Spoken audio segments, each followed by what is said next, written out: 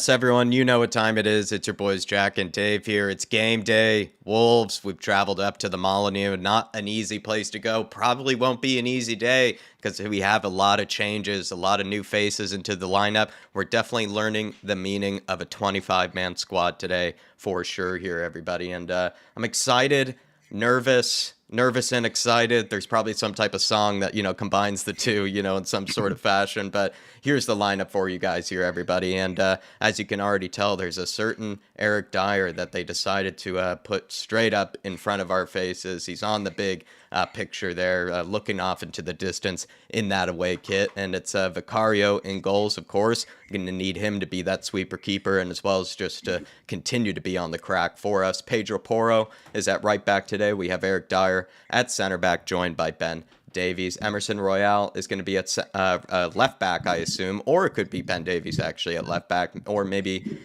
Royale at center back. I guess we'll find out which one. Højbjerg is going to be holding it down with Basuma and Sarr. That's also going to be kind of an interesting sort of question there. It's like, which position is Højbjerg going to be playing? Which position is Basuma and Sarr going to be playing? A lot, they can kind of all sort of play each other's to a degree. And then you have Kulusevski, Sonny, as well as Johnson. And Sonny, we're going to need him to, he's been carrying the burden already this season for us. But with sort of that back line, Dave and I have sort of spoke about before here, everybody, that you have to think about it. This forward line is going to need to start kind of carrying the back line, kind of like they did last season, because there's a lot of new faces, and we're sort of threadbare at the moment in time. We also have, I believe, as well, I think it's a Forster. I think it was Donley and Dorrington making the lineup as well, which is a huge congratulations to Donley, and of course also Dorrington, because I think this might be one of his first in a while. And then we have Phillips, who could come off the bench if need be, Skippy, Bentancur, Lo Celso, Brian Hill, and then I believe as well Alejo Valise in case we need a big man up top of some kind. But Dave, quick thoughts on the lineup, but we also have Paul Marquez, thoughts as well to get to, because he has his own opinions on it here.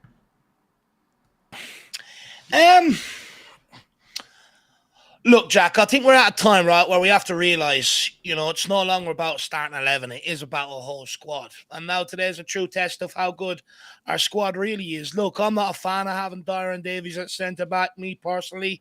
If we're here building a new project, why not go with even just bring in Phillips, even just bring in one of them to play alongside maybe Dyer or Davies, in my opinion. I don't understand why we're reverting back to players that weren't good enough in past eras for a number of years since they were asked to step into the first team fold and come out of their backup roles. But saying that, I'm hoping that Vicario can make a difference behind that back line, Jack. He's very, very focal, and hopefully having that there behind him instead of maybe a Hugo Lloris might keep them engaged with the game, and hopefully they don't lose concentration. About maybe not having a lot of pace there. That is a concern of mine, but I reckon Vicario will be instructed to play more or less on the edge of his area and help with balls in behind. Look, I think Højbjerg, going off past performances, Højbjerg deserves to come in. But I think we will agree that maybe we are concerned about maybe a little lack of creativity coming from that midfield.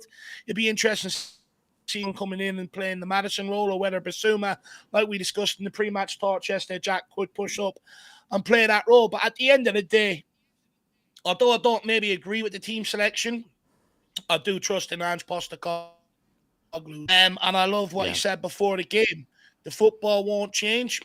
All that's changing is you're bringing in different players with different qualities. So let's see if them qualities can come true and shine true today. They have a massive opportunity to prove people like me and many others out there wrong. I know the media will be happy because, there's a big campaign to keep Dyer and Davies at this club from their side. But, us, the normal fans, let's wait and see. Yeah, let's wait and see. There's a lot of expectation, a lot of worry, and I'll still always, because it's Tottenham Hotspur playing this day, everybody, a lot to be excited about. Midday kickoff, too, it always can be spicy. Maybe it'll be a big scoreline. Maybe Spurs might just blow them away. You never know on the midday kickoffs. But good to see so many of you already in the house, and it's only a few minutes in, and we already have 200 joining us. So please, everybody, smash that like button for us. Get your comments in. It would be great to welcome all of you as best we can and as quickly as we can, but we have a lot to talk about and a lot to get to before the game gets kicked off here. And we already have Ribsy85 and Mark in the house. Good to see you both, as well as Seal Nair. But Paul Markey getting the conversation started here, and big up to you, Paul. And he's saying, sorry, guys, although I'm a big fan of Postecoglou, this team selection stinks. Not a sniff of creativity in it. Can't see us getting a result. Positive that there's no skip at all. But you can find, I guess, a silver lining there, Paul. I guess, you got to find something for yourself to be positive about. But in all seriousness, I feel like there is a chance still we can get a result, Paul. I can see how maybe you're doubtful because, right, we've been used to being really confident going into games. We've been used to having just such a just kind of 11 that you just kind of didn't really care who you really were coming up against. There was just sort of this, this bravitas, the type of, swagger that we had about ourselves. And now we're back to a lot of the characters from last season that we know on their day can, I think, actually do a job, but also on their day can also really hurt us and, really kind of not do the job that we expect them or need them to. So it's just, I don't know. I'm trying to kind of keep it with this whole one or the other type of mentality, Paul, because we have seen these guys put in a performance before. Most of the time they do let us down, but I don't know. I'm trying to, at least spread some type of, a neutral energy. I couldn't even call it positive energy, but neutral energy towards these guys. Because even for all the members, Dave and I said we kind of just want these guys to prove us wrong. We kind of want them just to shut us up, really, because then everybody kind of wins, right? Then we get 3 points, get to go through this kind of tough period. But yeah, he feels like there's not a lot of creativity in it though, as well, Dave. Look, Jack, preferably I don't want any of them starting, to be quite honest with you. I think before I maybe address the Højbjerg selection, which I think is a fair call, I do feel sorry for Ashley Phillips, though, Jack. He's pulled out of a very, very important cup game for the under-21s midweek. And I think a lot of us were maybe expecting them to probably start today, and it hasn't. So I do feel sorry in regard for the kid because he's missed an important cup game during the week. And now he only makes the bench today. But that could be because maybe they were having doubts about Davies and maybe he's passed the late fitness test. I'm not making excuses. I'm just trying to think of maybe what's behind it. But also, look, when it comes to Højbjerg, Jack, now we spoke yesterday, right? And, I was pretty adamant I wanted to see Benton. But I did say it depends on his fitness, whether he can carry out that task for 90 minutes. And I'm guessing that fit, or we're learning lessons from other players and that we're not going to rush him back too quickly. And that's why goes in there. But I would say Højbjerg has been all right when he stepped in. He has been able to spray that ball about and stuff like that. Look, interesting lineup today. One thing for sure is if anybody out there today doesn't take that opportunity, there's a lot of young, hungry players on that bench, the likes of Gill, Donnelly, Dorrington, Villiers, ready to come in and make their mark. So the players out there have to perform. Yeah, they definitely do. So many of you in the house, please, everybody, again, get your comments in. Good to see you, all of you. Thank you for choosing us to spend your time with for the watch-alongs. So many out there, and also, just for the midday kickoffs. There's good places to be, but you've chosen to be with us. Especially maybe a lot of people are going into it, like I said, with kind of different.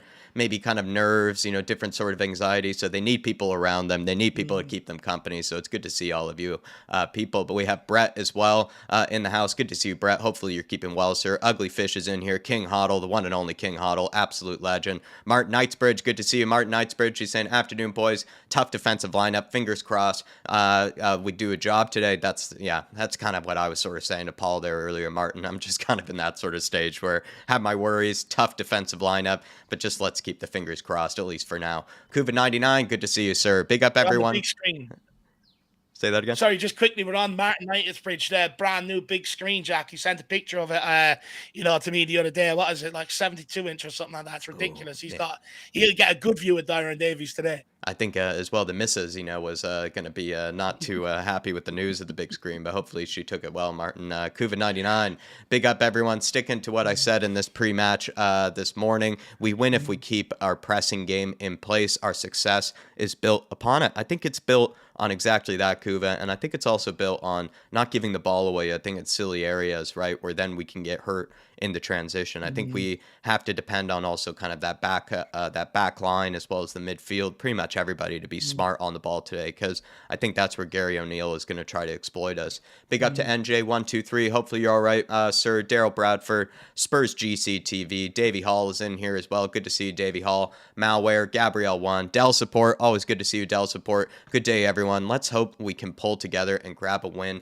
away today. Absolutely right, sir. We also have Celista. Good to see you, Celista. Hopefully the songs are going all right, sir. And always good to see you on the match days, my friend. A regular gamer, John G. Good to see you, Peter, as well. Rasta Country, Welsh Gal. Big up to you, Welsh Gal. Saying big up, Dave and Jack. A bit nervous about Dyer and Davies. Kulu needs to score more, and like to see Hill and maybe one of the under 21 lads come off the bench. Beware of Hwang Hee-chan. Cup of tea, as it's too early for an IPA. Definitely a little too early, especially in my case for the IPA. Welsh Gal, looking forward to a second cup of coffee, maybe at some stage for this one. But I like that sort of it almost, it sounds like a book, Dave. Beware of the Hwang. Look, he's dangerous, Jack. We spoke about it yesterday, that you give him an opportunity, he's going to take it. He's a very, very astute finisher, a very good finisher. And when he's in the box, we need to, I just hope that Dyer or Davies have the mind to keep an eye on him and get close. Definitely. Hopefully, what we can't do, sorry, just quickly, what they can't do is their famous drop-off. Do you know when players are running at them and instead of engaging, like Romero and Van de Ven have been able to do, if they drop off with their hands behind the back and, turn their body sideways, which opens up the goals for the opposition, we're in for a hell of a trouble today. So they better not do that. No, they cannot do that. And hopefully the tea is tasting all right this afternoon, Welsh Gal. Big up to Shem. Yeah, 2 sugars for Dave, and keep one warm for him. Shemtan, hopefully you're all right this afternoon. Keith Edwards, good to see you, Keith Edwards. We also have Forward Below. Big up to you, Forward Below. SOF is good to see you as well. Always good to see you, sir. We have as well Wind Rider, THFC Till I Die, Dono Vision. Good to see you both. Mick Hanscom, Troll is in here as well, or Jim. And Kulu Sexy Football. Always good to see you, Kulu Sexy Football. Now we've gotten down to Adrian Chia. Good to see you, Adrian. Big up. Ange Ball meets Bambi on ice. Cannot wait. If that's an allusion to what sort of script we might be getting, today, Adrian Chia, I'm a little worried, with this one. I don't want to be seeing any sort of Bambi on ice moments from our defenders. What can you say to Adrian, Dave, when it comes to the script? Look, what I will say is in years gone by, Dyer and Davies have been under the cosh relentlessly. And look, some would argue it's down to the style of football and tactics, but I'd also argue it was down to them giving away possession cheaply as well, which led to a lot of it. But if we can still implement our game plan in terms of on the ball, in possession, keeping them pen back in their half, we do have a golden opportunity today, and we can still go and win that game. It's if the injuries and suspensions are that detrimental that we can't, is where I become fearful, Jack. But if we can still play our game and implement our style of play on the opposition, then we might just get over the line today. Let me know if you have the Basuma third kit on today, Adrian Chia. And Nicholas Wood, you better be up by now, sir. It's almost kickoff, so you better put on that third kit as well and join that third kit society. Big up to Adrian Chia. Hopefully you're all right today. Foggy Foam is joining us. Good to see you, Foggy Foam, as well as Tommy B. Good to see you, Tommy B. Machiavelli is in here as well. Martin Knightsbridge with a super chat saying, you got Chelsea on the clock. Oh, boys. Oh, my Lord. Sorry, I forgot to change the actual badge of the opposition team. My bad, Martin. That's a major, that's a major error on my part. They're keeping you honest, Jack. They're keeping you honest. No, I mean, it's glaring. Martin, I'll take over, my Jack. Sorry about that. I'll take. Yeah, take the next one, Dave, and I'll take care of that for you, Martin. God, what a horrible sight. Yeah, I'll take over my Jack against that fix. It's a sight for sore eyes, Jack. You're after giving everyone flashbacks. What a nightmare. From Monday night. If we don't get the result we want today, blame it on Jack for that. Oh, that's just shocking. That's just shocking, Martin. But big up, Martin. Really appreciate you. You saved us from looking silly later on when we get clipped up, my man. Absolute legend. Hollywood Hotspurs with the super chat. Big up, my man. Good to see you, actually, by the way. A long time no see. I was tweeting you, says, worry about Wolves pressing Davies and Royale. Do you know what? With Royale, I actually don't have too much. And do you know what? I'd be interested to see what Coover thinks of this as well, because, Cooper wasn't Emerson's biggest fan when he came here, but I think he was maybe taking a liking to him. But with Emerson, people, what we have to remember is he's come off the bench the last 3 games on the trot, 2-player left back, Fulham, Palace, and Chelsea, and he's done well. He hasn't put a foot wrong. I'd argue he looked better at left back than what Davies did against Crystal Palace. So for me, I actually don't really have too many problems about Emerson Royale stepping up today. It's Davies and Dyer at centre back that I worry about. Like I said, if they start reverting to type where they're dropping off, and instead of keeping their body big to block up the goals, if they start turning like that and being afraid of the ball and stuff come in, because when you do that, you open up the left and the right hand side of the goal. So for me, I am concerned about that. But do you know what? I will say Hollywood Hotspur as well is I'm actually super excited for today's game, believe it or not, because there's been a lot made of can Tottenham sustain this? What if you get injuries? What if you get suspensions? January. But out of this little period of games, we're going to find out exactly what's in store for us. So I'm excited. We're going to find out if the squad is good enough. I've always argued, it's a squad game. We need to have a squad. So let's see if it's good enough today. At some stage, you have to get tried and tested. True adversity comes a window of opportunity, and hopefully these other players that have been bitching and moaning years gone by about not getting the opportunities, well, they're there today in a team that's doing well and performing. So now it's up to you to step up and show us what you're made of. If you don't, then I'll double down on it that they have to go.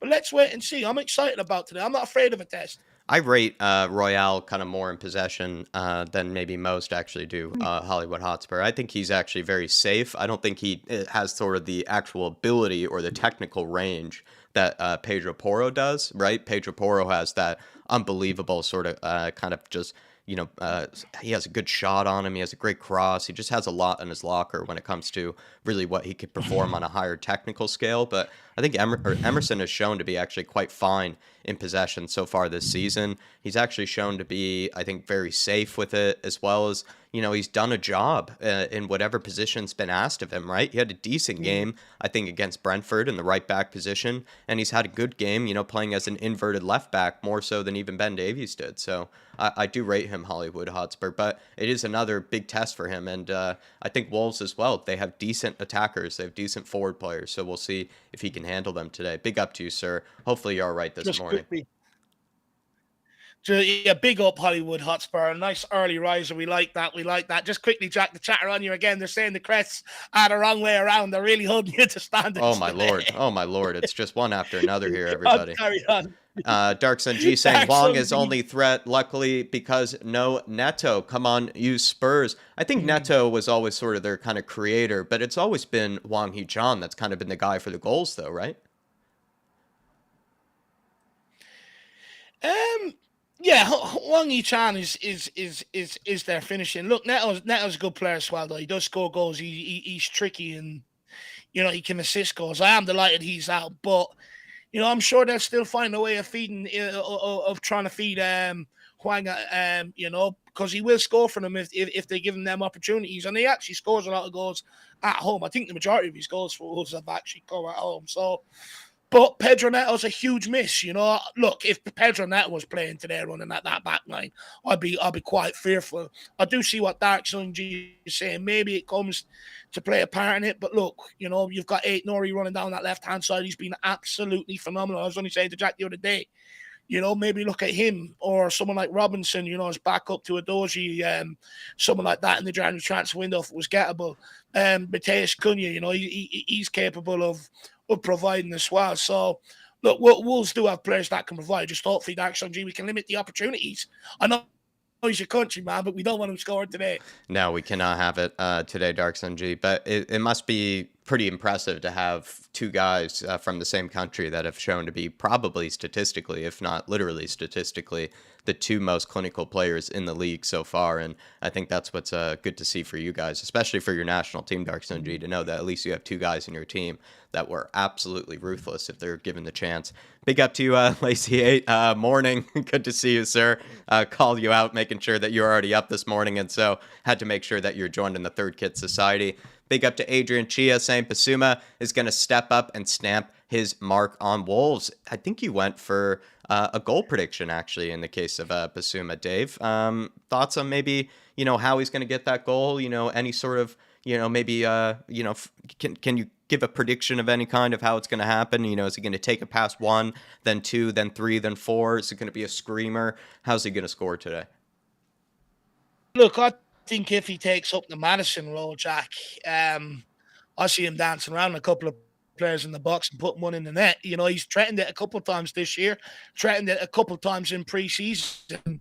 And if he's taking up that Madison role, he's going to be in them in them in with them chances an awful lot more than what he usually is. And if he is, I fancy him actually to take one today. He's that sort of guy. He's got that ability, Jack. Yeah, he definitely does. And he sort of has just the ability to take it past anybody that he wants, really, in any moment. And maybe now that he has a bit more freedom, if Højbjerg's sort of sitting a bit deeper, Adrian Chia, I could see a goal today from the man. I really could. So, yeah, get ready to celebrate with that kit today, sir. Then he also says, all good Yeah. at Basuma Third Kit Society. Thank you for the shout out. Thank you, sir, for all the support, Adrian Chia. Hopefully he's all well with you in Singapore today. And also, as the first kind of kickoff, we seem to sort of like that, Adrian Chia. We seem to like to either be the last game of the weekend or the first game of the weekend. So let's start it off right. Let's start it off right, sir. Big up to you. Big boss man in the Everyone knows house. we're box office. That's why.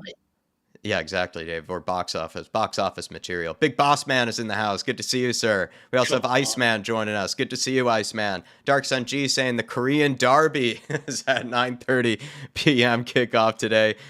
Youths on the bench, 9:30 p.m. kickoff. That's a good one for you, and you don't usually get a good time, and that's probably one of the best that you usually can get, I imagine, Dark Sun G. And it is the Korean Derby, and I look forward to seeing only one of them scoring, and it is going to be Sunny, I have to say. I do enjoy watching Hwang Hee-chan score in any other scenario, and I'm going to try to get him into my fantasy team probably after this game. But yeah, I don't really want to see a good game from him. Sorry, Dark Sun G. He's a guy that I am actually quite fearful of because he's sort of the only player in that team that I do really think can, punish you with kind of any chance. Whereas the rest of that team, they do kind of love to miss sitters, Wolves. But Hwang Hee-chan is kind of the only guy that I wouldn't really put in that bracket.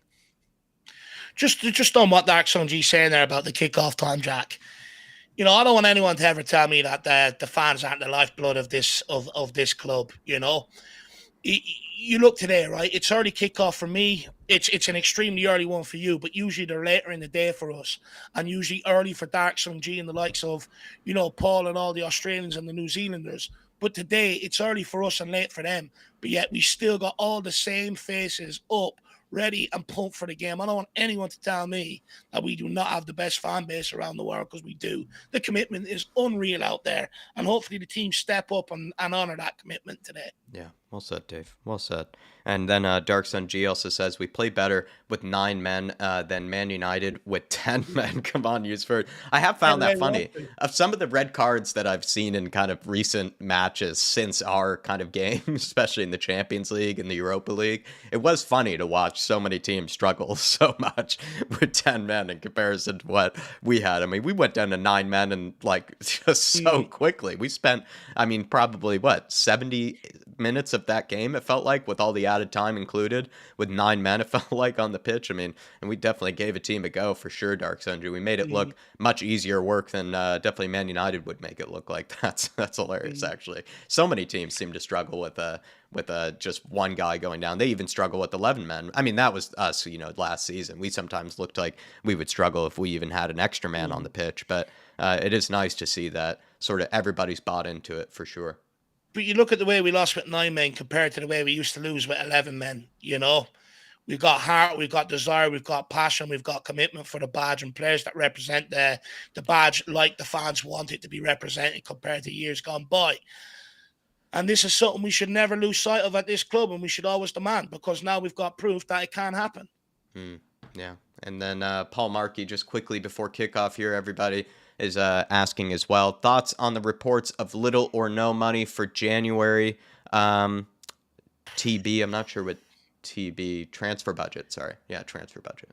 Yeah. We discussed it a lot on the debate show recently, and I think it was discussed a little to an extent on the podcast as well. But Dave, yeah, quick thoughts on that. And also Tim Kirby saying big day for the backup defense, 3-2 win or lose, and then C toss. Yeah. What was C toss? Let me have a look. Big day for backup defense, 3-2 or lose.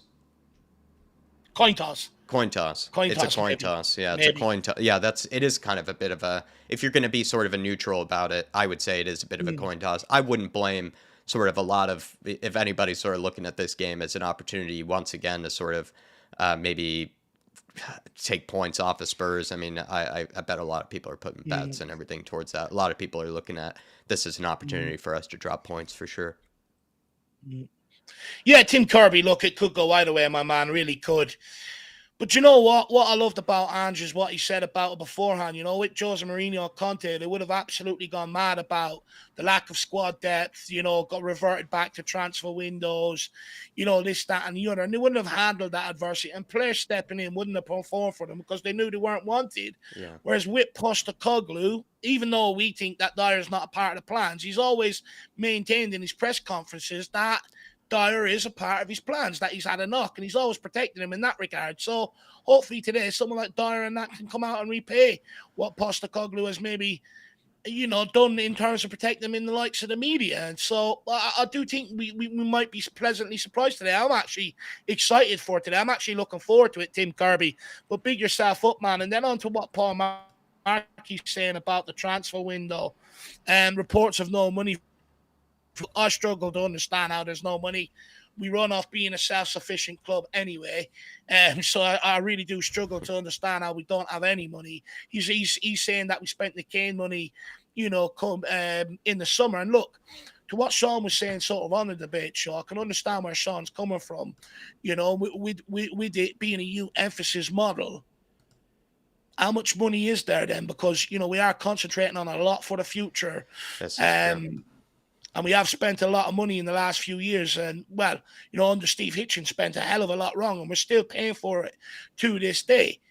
But, you know, this is where the board have to make up their mind. Do they want to continue with that model, or do they want to seize an opportunity that we have no right of being there? Yeah. So, for me, look, I'd love them to seize the opportunity. But, look, let's be brutally honest. It's not how much we spend. We don't need 200 million this January. But whatever money we do have, we just have to spend them wisely like we have been doing. Yeah. So let's wait and see how it pans out, Paul. Big up to you, Paul. Big up to you, Tim Kirby, Dark Sun G, Adrian Chia, everybody in the house. Really do appreciate you all for tuning in. Once again, thank you for choosing us to spend your time with for this watch along. About to get kicked off here.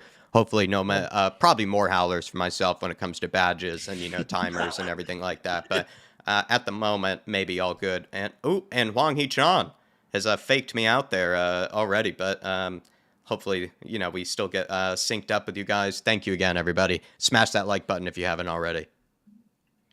Let's go. We're on the way. I cannot wait. Just get us in possession. Let's see how good we look.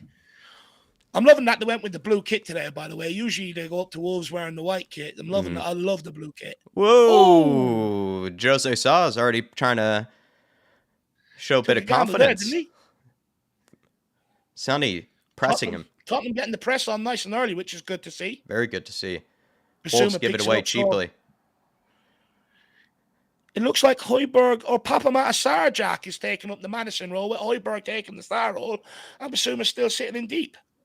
Yeah, I had a feeling it could maybe look like that. You said that yesterday. Papa Matasar might take that role. Yeah, I had a feeling Papa Matasar might be given more of that number 10 role because he's sort of I think his dad or something like that wants him to be a number 10 or something like that. There's something like, and even Ange has alluded to the fact that he's so just sort of balanced in the way that his attributes are that he really can just sort of play almost any position really, or he can do a job really anywhere in the midfield. No, very interesting. Very interesting. Let's see how this one works out. Spurs go back to the Big Vic. Ben Davies on the ball. Goes back to Vicario. Yeah, he does love just looking. He better not ruin it today by going back. Maybe he's like blind in the left eye where he just really hates to go wide, you know, with anything because he just can't actually see out there to his left. Do you watch? He'll blame the sun coming down that side. He'll be like, do you not see the first half, mate? It's the only side of the pitch the sun was on. Yeah. don't blame him sometimes. I definitely can. Open your body. He hasn't even looked out to the left. Nicely done, There we go, Højbjerg. red ball. Sir! Here we Pop go. Sar. Here he is. On to Johnson. Let's go, Johnson. Come on, son. Expecting big things Take from him on, today. man. Ooh, nice. Well done. Back to Sar. Got us some space there. Pop Sar. Sar, good. Okay. Good switch of play. Finds his way all the way out to Kulu. Good fake out by Pedro. Oh! Plays him. Sonny! Oh, Johnson! Win!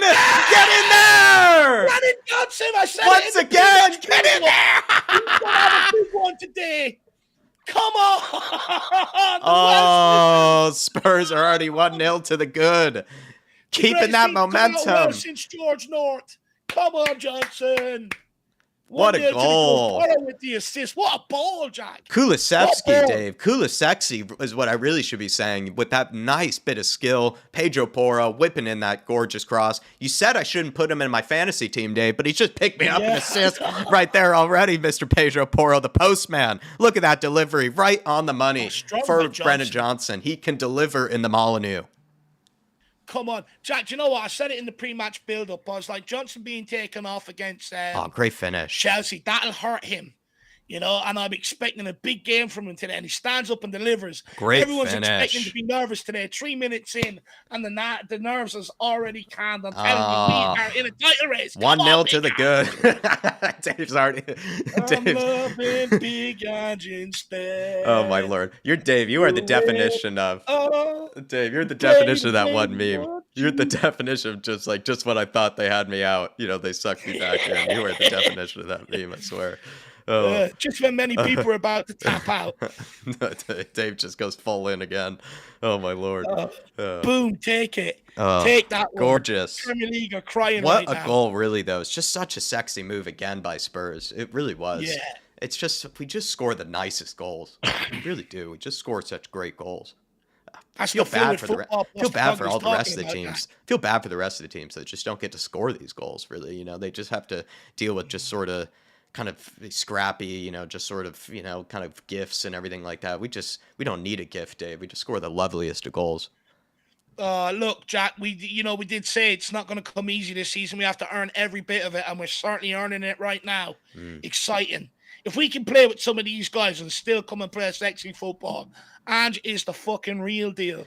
I already think he is, but he'll prove to everyone he is. I even thought it was Sonny, too. So did I. The way he even finished it, the run, it looked like it was Sonny. So credit to Johnson. Impressive. Very impressive. And then Moondog. You know what I liked about it? He anticipated it. As soon as the ball was played in behind Porro, was ahead of the defender. He got straight in ahead of me. He anticipated it. I love that. Yeah. Wow. Good point. And Moondog saying, I told you, Dave, first goal scorer. I went with Sonny again. He did. Oh, my Lord. Moondog. I need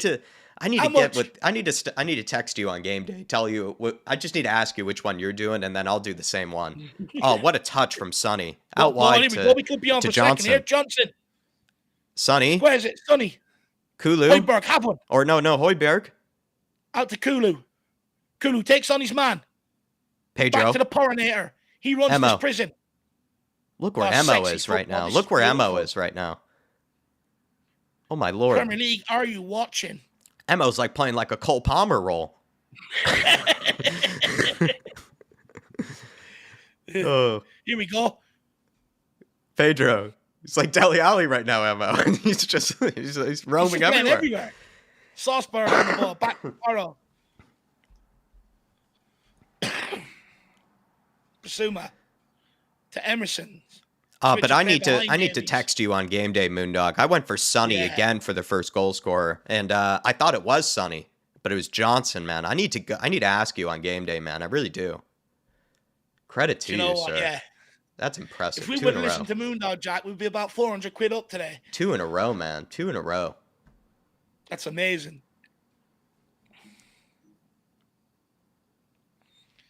That's amazing. Kulusevski. Here we go, Kulu. Into Sonny. Sonny plays the ball on the overlap. Porro Nation. Oh, Jack. Porro's fans, we can be called Porro Nation, lad. I mean, it's that many prisoners that it is practically a nation. He has so many prisoners, Dave. It's it's almost it's a country size. Pop Matasar. Oh, a little slip. Tries to poke it away though. Ball in behind. Don't let it bounce. Oh my Thank lord. you, sir. I'll take that. Well done, That's Bang. what we need to He's worry played for about, Spurs though. today, the Axon G. That's what we need to worry about is those sort of quick moments. Here we go. Kulu in a bit of space. Looks to take on the fullback. Cuts inside. Gets the ball across. It's cut out. Spurs. We're looking very dangerous. Starting very strong again, though. It's nice to see. Oh, Højbjerg, you had that, man. Here we go. Emo, get there. Come on, son.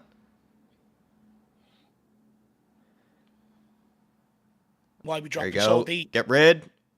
Why you get... Okay. Oh, Porro, the calmest man in the room. Wow. Jeez. 3 players pressing and just plays a little ball out to Højbjerg to get out. Salzburg with plenty of time goes for the ball in behind. Oh, what a ball! Oh, Sir! That's a free kick. He just took Saar out in the air. Oh, what a run from Saar. What a ball as well. Who played that? Salzburg. How's that not a free, Jack? Referee's taking there. pity on them already. I'll win that. I'm sorry, but that's more of a free kick than what Romero done against Chelsea. I'm a little confused there. And then if that's a free, that's a red card. He's stopping a goal-scoring opportunity. It did look a little clumsy. Here we go. Wolves coming at our back line. This is a huge test. He's running at Emerson. Can Emerson hold him up? He does very well to hold him up. Oh, Højbjerg, what are you running? Overrunning it. Oh, it's a good block. Højbjerg overran it and then took it straight to the jewels. Or no, that was Davies, sorry. He looks very pale off that one as well. I'm not on my best form when it comes to, I thought Højbjerg was Kulusevski, and then I thought Højbjerg was Ben Davies. I'm just not, spotting Højbjerg well enough today. I need Ellie. I think we need Ellie. I think we need Ellie here. She would know. She would be able to tell, the little micro details of Højbjerg. Just look at the boots, Jack. Blue boots, Højbjerg. Oh, there we go. What a play. Well done, Davies. Well done, Davies. Porro. Good ball Good into touch, Sonny. He's Sonny. got plenty of time. Sir! Oh, damn. He's surrounded by Wolves players. Tottenham looking to get the press on again. Oh, can't let him through, man. Oh, that's weak down this left-hand side. Johnson and Emo got to be stronger there. Yeah. What a start away from home, though. 2 minutes in to go 1-0 up. Couldn't ask for much better than that after Chelsea. But Wolves look like they're in here. Running out our back line. It's 4-on-2. It's in behind Dyer. Oh, what a block. Oh. What a fucking block. Davies getting back in time. What a bloody block, Davies. Oh, my God. 4-on-2. How have Wolves not scored They just blew past Dyer there. 4-on-2. Great covery by Ben Davies, Jack. Ah, brilliant block. 4-on-2. Oh, even Big Vic loves it. Big Vic with his approval. He got stuck in. If Big Vic has given him a big celebration. The seal of Vicario. The seal of Vicario, dude. Corner for Wolves, huge. Oh, got out of that one, but Dyer needs to step up there. Cleared away by Porro. Well cleared. Well done, Sonny. Well done, Sar. Go on, Kulu. Yes, Kulu. Oh, sir! What? He just grabbed the ball because he just gave up. He just gave up and just grabbed the ball. I guess we're all having a pity party for Wolves because, funny enough, we're the ones hunting like a pack of wolves. Porro.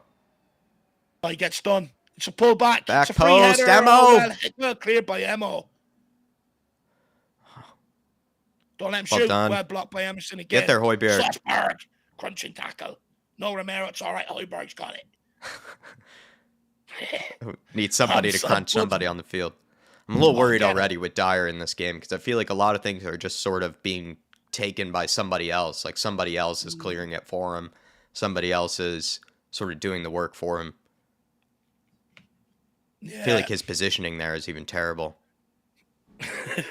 But I don't know. He puts himself in positions where he doesn't actually have to get stuck in. Do you notice that? Martin Knightsbridge, never get bored of Jack's sir. But Martin, it's at the moment, I mean, the referee, it feels like he's going to probably just try to, pick and choose which team to screw over because Spurs haven't had a lot of luck in the past few games. And then Wolves are probably the unluckiest team in the Premier League this season. So it's going to be funny Yeah. which team the referee hates more going into this one, because it seems like every team has really benefited from some sort of VAR decision, some sort of on-field referee decision whenever they played Wolves. I've seen a lot of pretty hilarious, Yeah. horrendous decisions in any game that they've played in. So I look forward to Spurs hopefully getting one of those. But if we end up, if we end up being the victim of one of those, then it really shows that now the maybe he hates us even more than Wolves. But I am looking forward to any sort of VAR controversy, because they really have not escaped it at all this season, Wolves. It's been very funny to watch. Yeah, and the amount of cards they picked up, only them and Chelsea have picked up more cards than us this season, Jack. Look, I just hope VAR just lets our football, do the talking today. I want them to stay irrelevant, out of the game. Just let our football do the talking. Maybe this will be our day to get a penalty. I'm sorry, but there is nothing wrong with Lamina here. Højbjerg he jumped over the tackle. What is he milking this for? Maybe, Dave, this is our day to get a penalty finally. But you know what, Jack? It would be nice. I mean, we should have had about 5 already, but, it seems that we, not even the replays work when it comes to giving Tottenham a penalty. Every other team, we have to watch 20, 30 replays. When it comes to Tottenham, quick move on. Honestly, remember West Ham, what was it, last year or 2 years ago? Like 50 times we watched the replay. I'm surprised that... Oh, come on. Well done, Kulu. Sarr, nice. Great ball back to Kulu. Good one, too. This is beautiful. On to Salzburg. Blue boots. Blows by him. Oh, what a ball as well. What a ball. Sauce. Kulu cuts in. Tries to play it. It was that top of my Sarr. Unlucky. It was a good idea. Yeah, he's the right idea, the right man. Højbjerg, great play from Kulusevski today and from Højbjerg. Højbjerg also showed a bit of the sprint. He had a bit of a burst of speed there. He's got the blue boots today, Jack. Did you ever watch that film? Turbo. You're my boy, Blue. He's got the turbo today. That's what I'm going to be calling Højbjerg. You're my boy, Blue.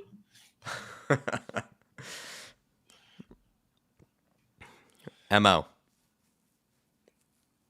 Out wide to Dyer.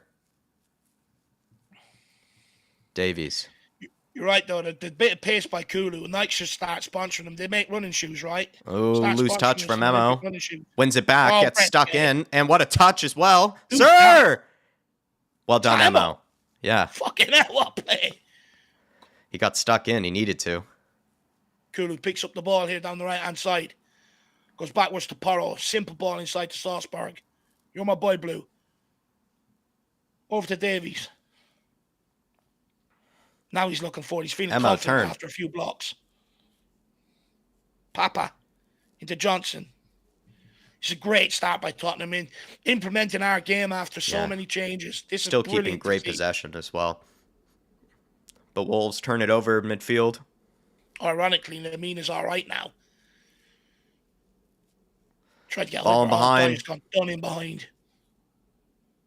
Wang Yi-chan. Oh, he gets turned again. Wang Yi-chan, no, he squared it. Shocking. He can't defend. I swear he cannot. Well done, Basuma.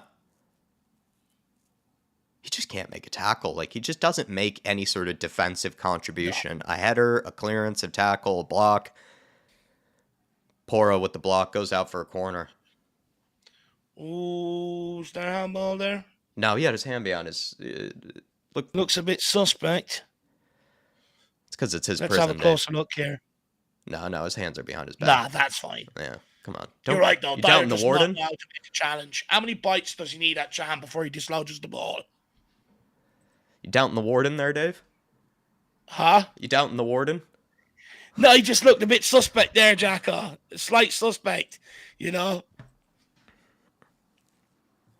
Just deal with this corner. Clearance. Well, clear. Get there, Sonny. Go on, Sonny. Go on, Sonny. Unlucky bounce. Well done. That gets us right out of the box. Good pressing by Sonny.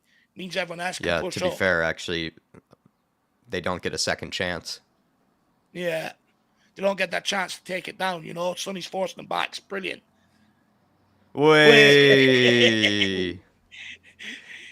It's the right time of year for dancing on ice, Jack. I think the Tomatoes should be number one. Top recruit.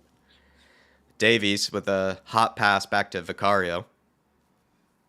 Dyer. Jack, what do you make of the point that Donovan Oosterreicher sort of said on the pre-match build-up, where he said, you might see a different Dyer and Davies because you've got that vocal of Vicario behind them who will not allow them to drop their standards or drop their heads, whereas with Hugo Lloris, there was none of that. Do you think there's something to that? There could be the fact that Vicario might not let them just sort of fall asleep on the ball like they sort of like to do. He'll sort of just say, like, the hell are you doing? Give it wide, give me the ball, or what are you doing? Poro's wide, right there, give it to him. And he's just constantly, look at him, even right now, he's just constantly, screaming and talking. He's probably putting in his takeout orders, even when he's just bored.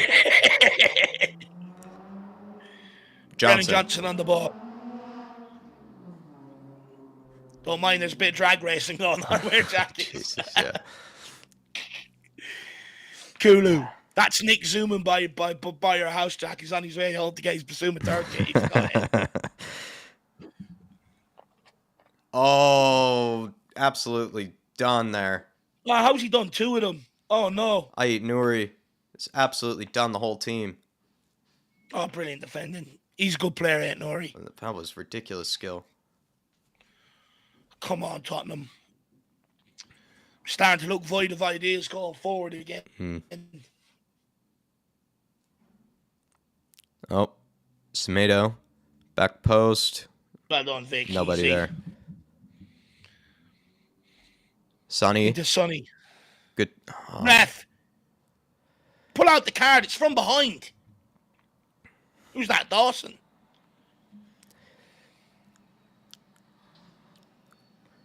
Remember, he's not allowed to speak to referees, Gary O'Neill. It's like he's like had a. It's like he's having like a fast. He's like he's a diet of not talking to referees.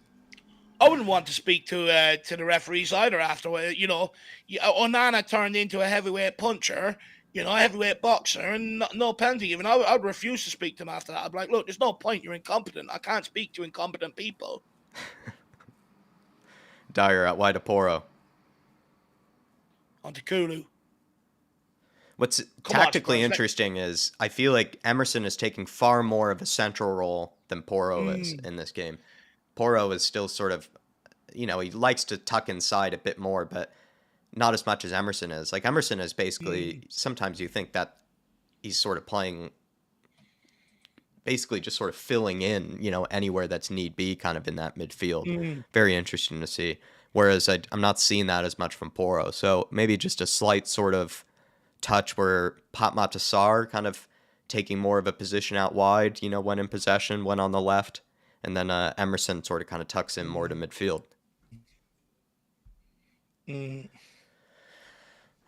Well, Spurs so far, though, great 20 minutes. It is interesting because you just get away. Great, really professional, though, so far in these first 20 minutes. I think we've had little moments and chances. We haven't exactly created a clear-cut chance, I think, since then, but still had we still threatened. King Hoddle slagging me saying it's vocal, Dave, not focal. What I say to that is tomato, tomato, potato, potato, lad.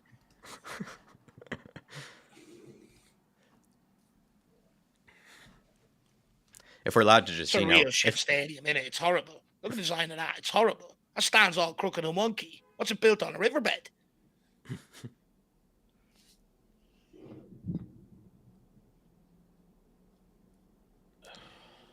Okay, please. Less of the hideous surroundings, please. Let's just get back onto the football. What's happened? Soon, that's where the offside angle will be coming from soon. What's happened? I don't know. This is like a promo shot. I think it's turning into a geography. Pedro Porro. Porro. And he missed training during the week as well, remember. I hope it's not reoccurring. Is his day done? Please. Hope not. Come on, man. So worry. Please, Porro. We beg you. We need you, Poro. Salzburg. Oh, no, he gets caught in possession. Win that, Dyer. Oh, Dyer, you clown. Jesus, he made Can't that even look win that hard. cleanly. He made that look so hard. He did, didn't he? And So he didn't. difficult. He didn't even win it. Davies won it for him. Come on, Tottenham. Come on, Poro screaming. Ref, let him back on the fuck. This new stupid 30-second rule. You have to stand 30 seconds off the sideline if you go off now. It's a joke. Ah, Sonny, come on. You need to be better. Every time the ball's gone into him, he's lost it. Do you know he hasn't scored 9 games against Wolves in the Premier League? We need him to win this Korean derby, Dave. We do. But every time the ball's gone into him, he's lost it. He needs to hold it up. He needs to help us get up the pitch. We can't rely on Maddison to do that. He's going to have to do it. It's a ball in behind Dyer and in behind Davies. That's if that's not given, oh my Lord. Wow. I'll take that all day long. Go on, Davies. Through the midfield. Sonny does really well there. Nice switch. Switch it. We're just looking like we're trying to slow it down right now. Emerson and Basuma, stop that tippy-tappy shit between you and Emerson and Basuma having a play date with the ball. I think they've already won the game. They are pinning balls in behind Dyer, though. We have to watch out for that. No, they're just straight away. They're just looking for it. Big up, though, to Paul Markey. Hopefully you're keeping well, sir. And he says, ball from defense is a lot slower than in previous games. Yeah, hell of a lot slower. Hell of a lot slower. Look, the good thing is we're 1-0 up, I suppose. You know, I'd be more annoyed if we're doing this at 0-0. But I would like us to go for a second. Højbjerg. You know, we have to go and kill this game. Nice, Højbjerg. Well done, Højbjerg. Sonny to Emo. Pop Sar. Johnson. Fucking Brennan Johnson. CMO. This is better by Tottenham in the final third. Keeping a bit of possession, getting us up the field. It's Poro. He's got Højbjerg with him.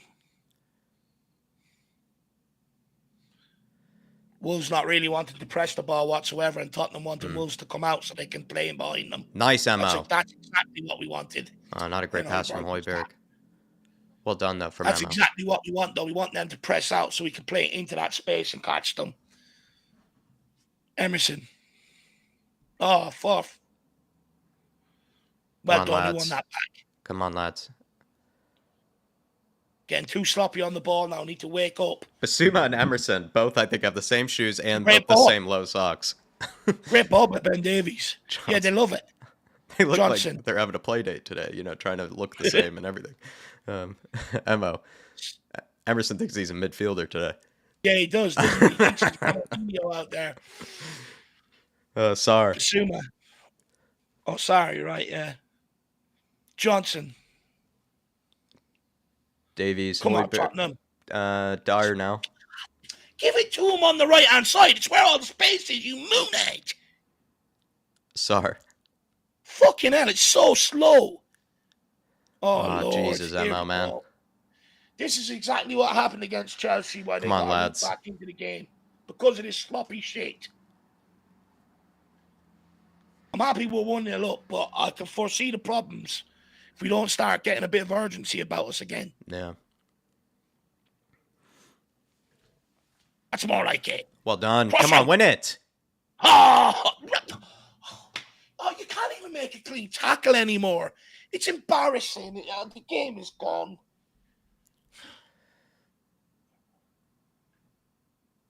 Ripsy85 saying, Dave, I hear they're building a smaller, uglier stadium across town to compete. It's absolutely disgusting. It's wonky and everything. I mean, whoever designed that must have been on a 4-day bender.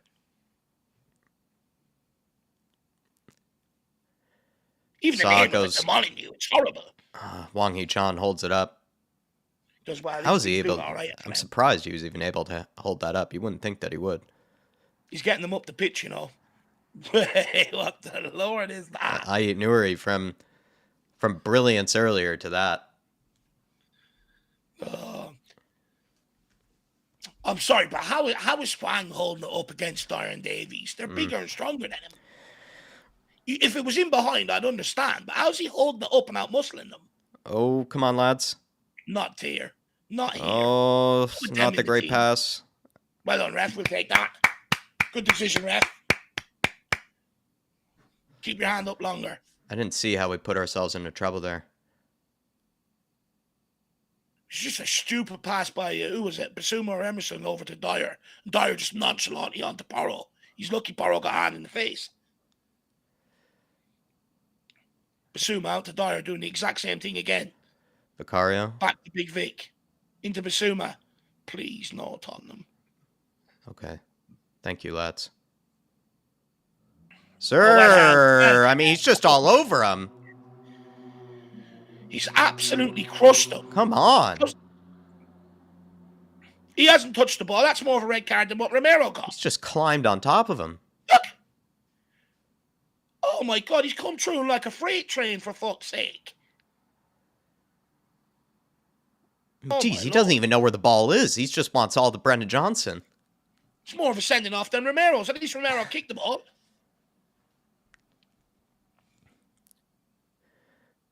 Out wide, Dyer. Porro. Kulu. Come on, Kulu. Good ball. 1-2, 1-2. Come on. Porro gives it away. Nicely done, though, Porro. Come on, son. Here we go. Come on, Kulu. Steam train. All aboard. Come on, Højbjerg. Referee's holding on to him. Well done, Kulu. Well done, Pierre. Sir! Don't tell me he's oh, my Lord. To that. What? Oh, my God. I do not believe that. How is he not? He's standing there looking at it like a dummy. Honestly. Guy looks like he can't even count to 2 in his head. How's he not given a yellow for the Johnson challenge? And then look at this. Maybe Højbjerg, a bit of a...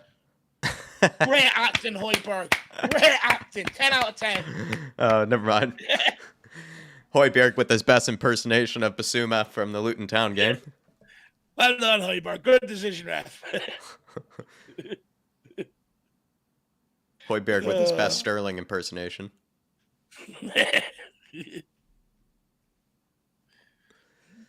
Look, Jack, if you can't beat them, join them. Yeah, you know, never mind. Sterling got away with it, right?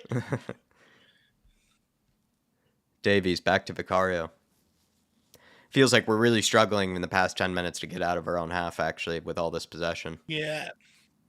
But some of the stupid shit, these it's 2, like 3, 4, 5 yard passes between them. Wolves have either we're just moving it a lot slower, kind of like you've said and others have said in the chat. It could be that, but it also could be maybe Wolves have maybe started to just press up a bit higher now, and they're actually benefiting from it. Pass. Oh, good pass from Emo. Great pass from Emo. Oh, Johnson to Sonny. It's a good ball. That's much better. Quicken up the passing, and that's what we can do. Good run by Johnson. Also, some of it's been sloppy as well, which doesn't help. It's not as crisp as usual. Yeah, this well is done, true. Emerson. Oh, got to get back here. Get out, Pedro. Get out. Great work by Kulu, tracking back. Yeah, great. Salzburg on the press. That's it, Salzburg. Go on, Sonny. Now's the time. Yep. Here you go, Sar. Win that. Hey, easy. Good try. Win that. Love it. Sir! He's just kicked out. Oh, he's giving it the other way. He's just kicked out. And he's giving it the other way. He's just kicked out. Where's VAR?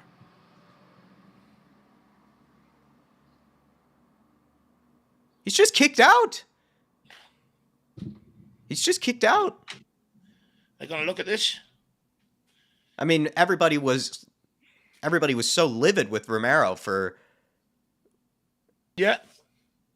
Isn't that the same thing that Romero did that everybody was so livid about? But that was worse than Romero's. There was more intent in that. Well, he had more intent, but he also showed his studs, where I said, like, with Romero just sort of tapped him. He actually used his studs there. See, that's the thing. He just used his studs, and he just kicked out. It's a joke. It's an absolute joke. It's just because it's not a Monday night, and it's against Chelsea, I guess, that the VARs just, the VARs pay attention to a different game. Postecoglou's doing his nutting on the sideline with the decision. That happened right in front of the coaches as well, yeah. Go on, Kulu. Go on, Kulu. You're right, it happened right in front of him. He's doing his nutting, Postecoglou. The press doesn't seem to be as effective today either.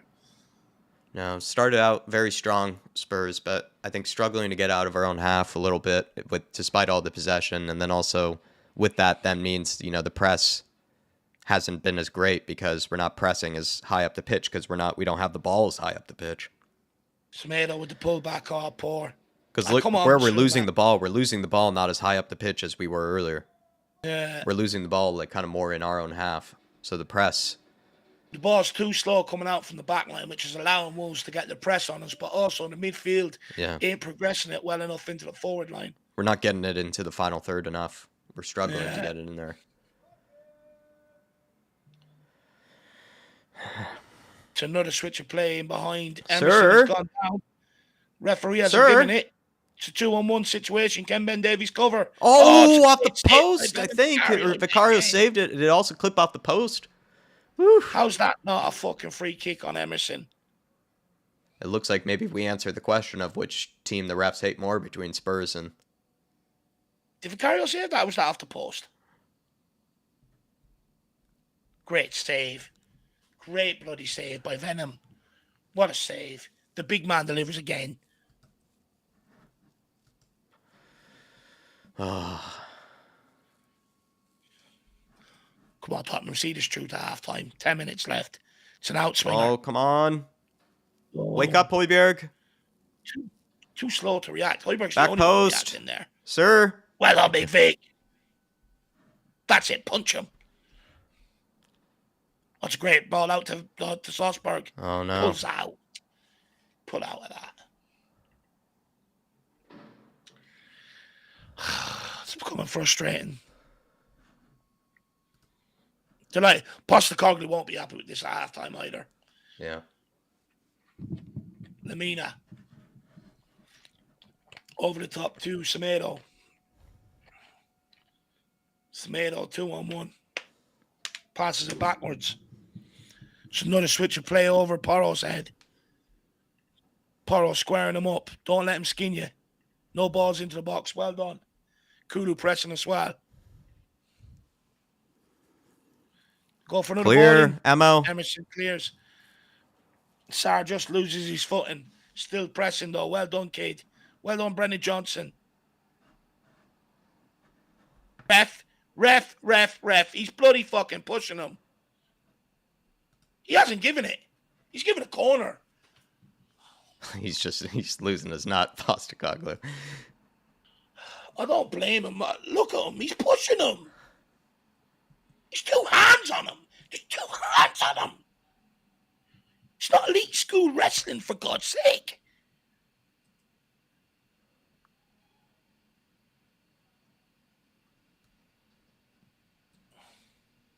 Whip it in. Ait Nouri cleared away by Emo again. Or Basuma. This is my problem with VAR. Some weeks you're not allowed to tackle. Some weeks you are. Good block. You blocked out. Well done, Porro.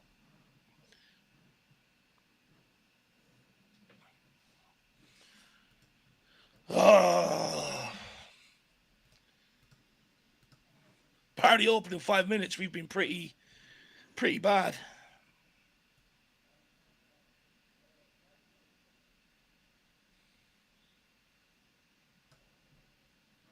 Wolves have too much time on the ball across that back line. Well done, Emerson. Well done, Sarr.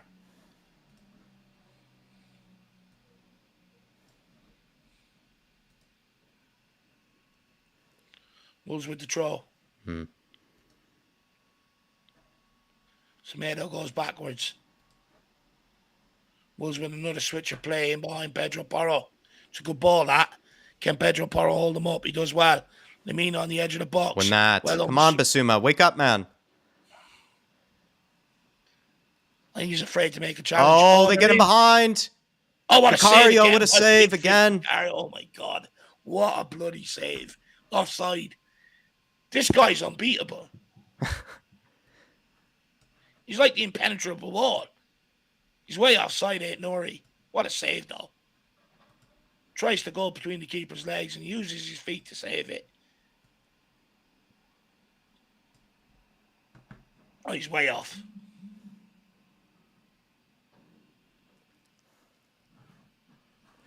Come At on, the moment, Spurs. Spurs with 63% possession, only one shot on target, and only one shot in general. Wolves have 6 and 1 on target. Just goes to show how shit we've been in possession then, doesn't it? Wolves with 4 corners as well, to our zilch. See, all of our possession has been the back line and deep in midfield, like you were saying, Jack. None of it has been up in the forward areas, bar that, one attack and a couple of moments here or there. Wolves are starting to dominate the last 5-10 minutes of this game, though. Yeah. I think we're just struggling to build out from the back, and then that means when we lose it, we're just losing it in not so great areas, and it's hurting us. And we're better off losing it in their half, because then we can actually get our press on and we can actually try to win the ball back high up the pitch, but can't even do that if we're struggling to get out. Yeah. Davies has to clear it there. Davies got to clear it there, man.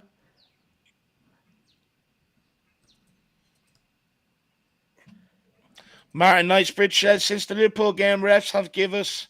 Now, absolutely couldn't agree more. I mean, it's pissing me off. We're getting absolutely no decisions. It's a joke. That's why Postecoglou's doing he's not in as well. He even came out and he could have absolutely lambasted the referee and VAR, called them out for trying to equalise up the Liverpool result, didn't do it, took the high road, and they're still not giving us a thing. It's a joke, Martin. It's a joke.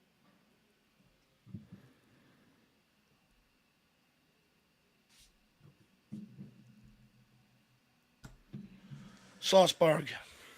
Dyer again. Come on, Spurs. We're better than this. Given away by Johnson. Get there, Davies, man. Well done. Offside. We'll take that. It's just sloppy. We're just sloppy right now. Very sloppy. Ribsy, member for 27 months. Take the salute, my man. Absolute legend. Says old heads come in. The old 1-0 is enough. So shows our mentality is back. Love your work, lads. Another month down. Come on, you Spurs. Ribsy, absolutely, my man. Really love the support, and I'm glad. You're an OG at this point, my man. An OG at this point. But he's right, Jack, right? The old mentality of the 1-0 would do, Yeah, it's too slow coming out of that back line. Well, he's sort of alluding to, the old days of Jose and Conte when we would go 1-0 up and then we would all of a sudden just sort of, fall asleep and just sort of everything would start moving a bit slower. Just the general attitude started kind of switching off. The focus would start losing. And kind of just, I think kind of he's sort of alluding to the old days, that old mentality that we used to have. And so is it maybe more part of the personnel? Yeah, it probably is, Ribsy. And even I think Harry Kane, as well as some of the managers, sort of even said that. They were saying, I don't think we're always, told to be sitting back like this. Just for some reason, we just all of a sudden do. But good chance here for Spurs. Højbjerg. Good ball to Sonny. That's a good... come on. Sonny. He's been fucking useless today. He's lost it. Every time he's touched it, he's lost it. He should not be losing the ball there. That's a simple pass by Son. In a good position. Well on, Sarr. But he's absolutely spot on, though, Jack Ribsy. He's absolutely spot on. I think a part of it, is they're afraid as well. They're afraid to go out and play and express themselves. I think that's a massive part of it, Mm-hmm. I do.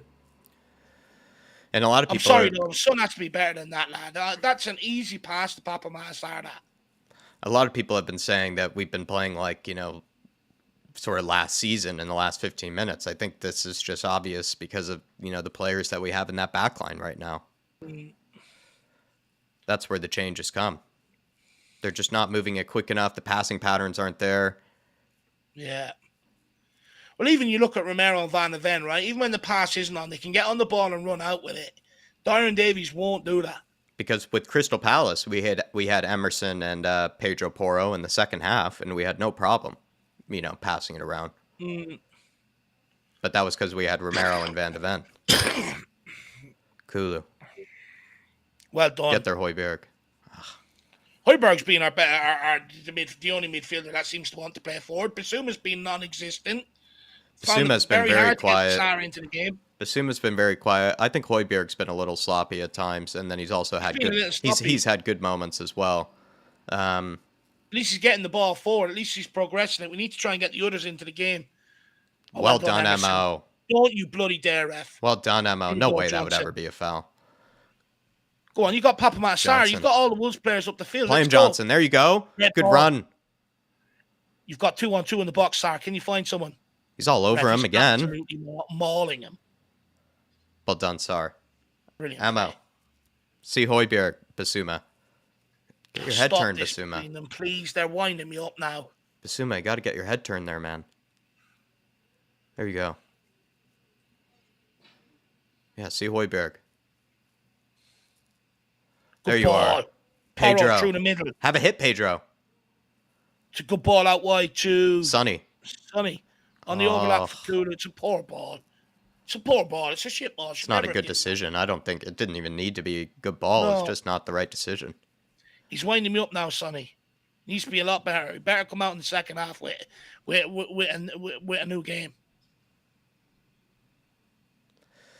Losing the ball far too frequently in the middle, says Ed Sweeting. Yeah, I think it's just the areas where we're losing it. We usually benefit from losing it, right? And like I said, in the final third where we're sort of breaking a team down, a touch maybe goes, loose, but then we can try to win it back, in really good areas. But the areas where we're losing it, even where Son is losing it, like he's losing it inside his own half at times, that we're that deep right now. We're that deep at times. We've just struggled to get any real estate in Wolves' half. Johnson giving it away. It's so off today. It's so off. Can't even string 3 passes together. We're not making good decisions either. Some of these passes aren't even on that we're making. It's poor decision making out there from a lot of players. Yeah. Sometimes it's like the pass can't even pass, even if the pass is perfect. It's not even the right pass. Yeah.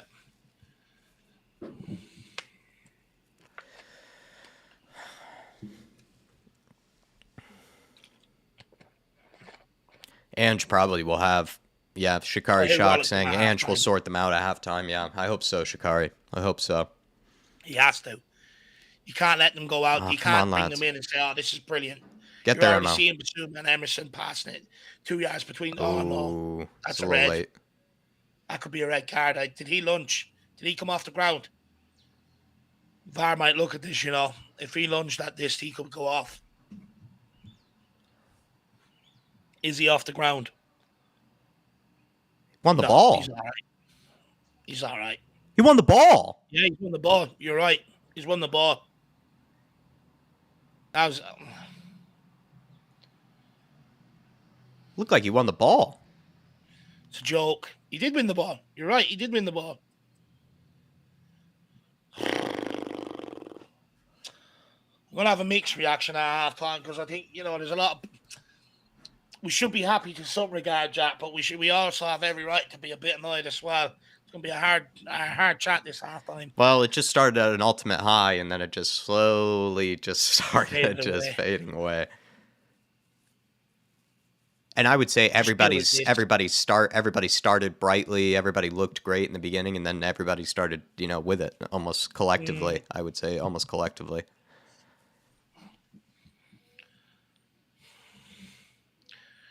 Just deal with this. Please don't concede here. He is a threat, though, Dawson. Yeah, he is. He's good in the air. Oh, they cut it back. Top of the box. Bouncing everywhere. Out for another corner. Out for a corner. Ayit Come Nouri. on, Tottenham. Just see this through to halftime. Let Ange get at the team.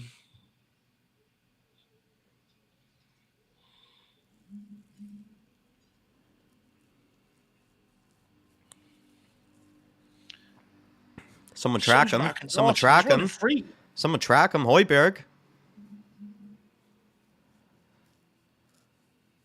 It's the corner. It's delivered. It's a good one. Lamina. Free header at the back post by Lamina. Gone way over. I don't think he's giving a corner there. No That's, way. No way they've won another one. oh my That was God. that Oh, clearly.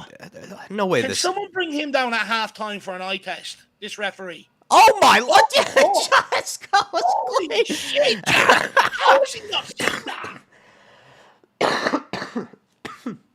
Oh my God. If they score from this, How I'm is sorry. that? That's not a corner.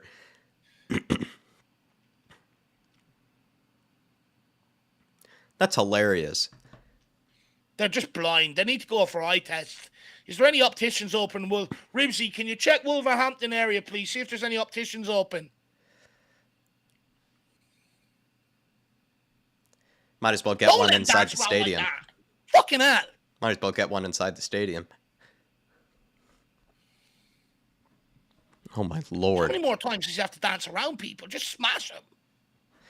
But I Like mean, that, Cooler. Martin was so right from earlier, like about just since the Liverpool game. I mean, they've just been out for us. I mean, they're just looking at every opportunity to make our lives even harder. Every opportunity to make our lives even harder. They just no such thing as giving Spurs a break.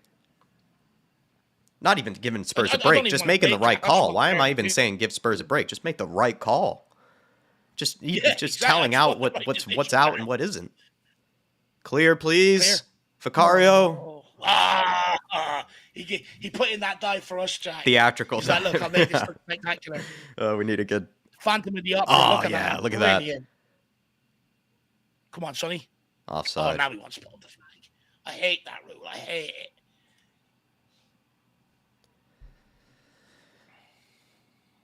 Oh, he's giving them. You can't make a challenge. That's Basuma out for Aston Villa now. Really? That's him with a 5-game. Yeah, that's accumulation. He misses Villa now, Basuma. Has it not been already cleared or wiped clean? No, because he got the 2 yellows, which led to a red. So that meant he saw the 4 yellows still stood. Oh my Lord. That's him out for Villa now. That was silly as well. It's a stupid one as well. You're right. Stupid. Was it even a yellow? Nah, I thought it was a free kick. Personally, here we go. Mo, he's in behind. Again. Mo, here we go. Emerson, please. Take him on. Oh my Lord. Damn it. Oh my Lord. Damn it, Mo. Sar. Sonny, go on. Car one. Loose pass from Basuma.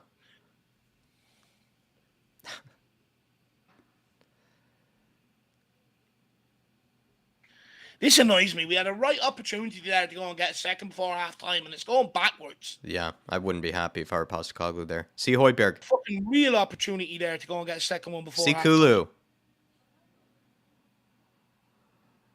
Come on, Kulu. Run at him. Come on, Kulu. That's all right. Corner. To us. Don't you dare blow for half time. Come on, lads. Come on, let's go and nick one here. Who do we fancy? Dare I say it, Eric Dyer, maybe? The man would have a howler defensively and then score from a corner. That would be Eric Dyer's style. Lionel, will you move out of Porro's eyesight? Gee, you're embarrassing. Waving to his wife and kids. Delivery. Oh. Ben Davies, he done the best he could there, to be fair. Right, ref, blow it up for half time. Come on, you sausage. Could you say that Ben Davies has had a better half than Dyer, though? Ben Davies has actually been good today, lad. He's been all right defensively. Yeah, there we go, half time. Half time. Well, one of those where I think I said to you, Dave, it felt like we started out at such a high, such a roller coaster, moment, and we were just on cloud 9, and then just sort of slowly faded over time. And I think that's because sort of the performance in general is kind of just faded and faded and faded. It looked kind of like maybe they were trying to take the sting out of the game, and then almost like they were taking the sting out of the game almost too much, right? They kind of took their foot off the gas, took their foot off the pedal, and also just quickly as well, actually, Martin Knightsbridge with the super chat from earlier saying, gonna be like this until the end of January for F's sake. And I think he might be referring to the referees and might be also referring maybe to this situation that we have in general with this sort of team, right? Because Madison's out, Mickey Van de Ven's going to be out. A lot of players are going to be out, so we're going to have to get used to this sort of maybe inconsistency in the performance. So what Mm. would you say to maybe kind of that to Martin there, and then move on to the halftime kind of talk? Yeah, look, I think Martin's spot on. I think you're going to see a lot of this. But see, this is where I'm torn, Martin and Jack, on everyone else out there, because on one hand, we expected this to happen coming in here today, right? That there would be a drop off in performance, in the way we play and stuff like that. We knew that and we expected it. However, we're coping better than what we thought we would. So I find it hard to go too in on the players because we are winning, we're 1-0 up and no one really saw this coming. However, when my problem is once we've gone 1-0 up, it's like everyone's took their foot off the gas and they think it's easy. They think it's a doddle, a walk in the park. When they start to do that against Chelsea, Chelsea were getting a foothold in the game, and that's what led to the refereeing decision. That's what led to Romero's red. That's what led to the penalty and stuff like that. And we just simply have to quicken up the play. I mean, I'm sorry, but Emerson and Basuma pissed me off. Anytime the two of them are in within 10 yards of each other, it's tippy-tappy to each other, slowing everything down. Emerson there, some plays him in behind. Can't even get his feet sorted out. And the ball ends up going all the way back to the centre-backs when you should be looking to go and make it 2-0 before half-time. Because they say in football, the time you don't want to concede a goal is right before half-time because it puts the opposition manager in a difficult situation. What way does his team go, etc. It kills the game. And it's pissing me off in that regard because we absolutely dominated possession for large periods of that game. But there's too many players off it. The back line, too slow coming out of there. Midfield, horrendous. Yeah. Is Basuma's even... you only notice Basuma's playing when he picked up that yellow, which now is out for the Villa game. Højbjerg, he's done all right. He's done some good things, but he's done a lot of sloppy things. Sarr, non-existent. Anytime the ball goes to Sonny, he fucking loses it. He can't hold it up. Same with Brennan Johnson. Kulu's trying. But more players have to step up this second half, Jack. I'm not happy with it. And the reason why I'm annoyed with it is because it could very easily get Wolves back up. They get one. We could very easily lose this game. So I hope Postecoglou's ripping into them at half-time. Is it just complacency that's kind of creeping into them? Yeah. Is it just sort of like, all right, we're 1-0 up, this should be all right? Is it that sort of attitude? Like what causes this? Is it also, I would say, we don't have sort of the same zippiness about kind of our play. And that could be also to a lack of quality in maybe certain areas. But players like Basuma are still in this team, like you kind of mentioned, right? Shouldn't he be able to sort of take a bit more onus in the game, get on the ball a bit more, be able to either take on his man or be able to switch play and just sort of be a bit more active kind of in the game? It feels like Maddison, would be a huge loss to that midfield, but we sort of said that maybe this midfield is kind of where our strength is. We have so many players that we can pick from. It's a huge loss, but it shouldn't be felt nearly as much as the loss in the defense or other areas. And it does feel like kind of the midfield in general has lacked that sort of zippiness about them. Even too, though, I would just say kind of the general play just started, I don't know, it just started kind of just worsening and worsening and worsening over the course of the game, where just passes started going a bit more astray. I think we started taking our time a lot more on the ball, far more, kind of maybe 2-touch, kind of 3 touches and instead of, 1 touch and 2 touch. So, I mean, Dave, do you feel like it's just complacency just maybe from Monday night? Even Donovan said they might be pretty knackered from the game against Chelsea, right? Considering, how many minutes they played, how much they put into it. What is kind of causing this sort of complacency?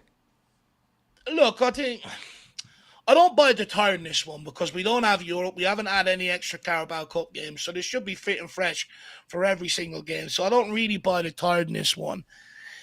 But look, Jack, it's some of the nonchalant passes, just flicking it, not even looking where they're passing. Simple passes that are 5 or 10 yards going left or right of the player and out for throw-ins and stuff. That shit needs to be cut out.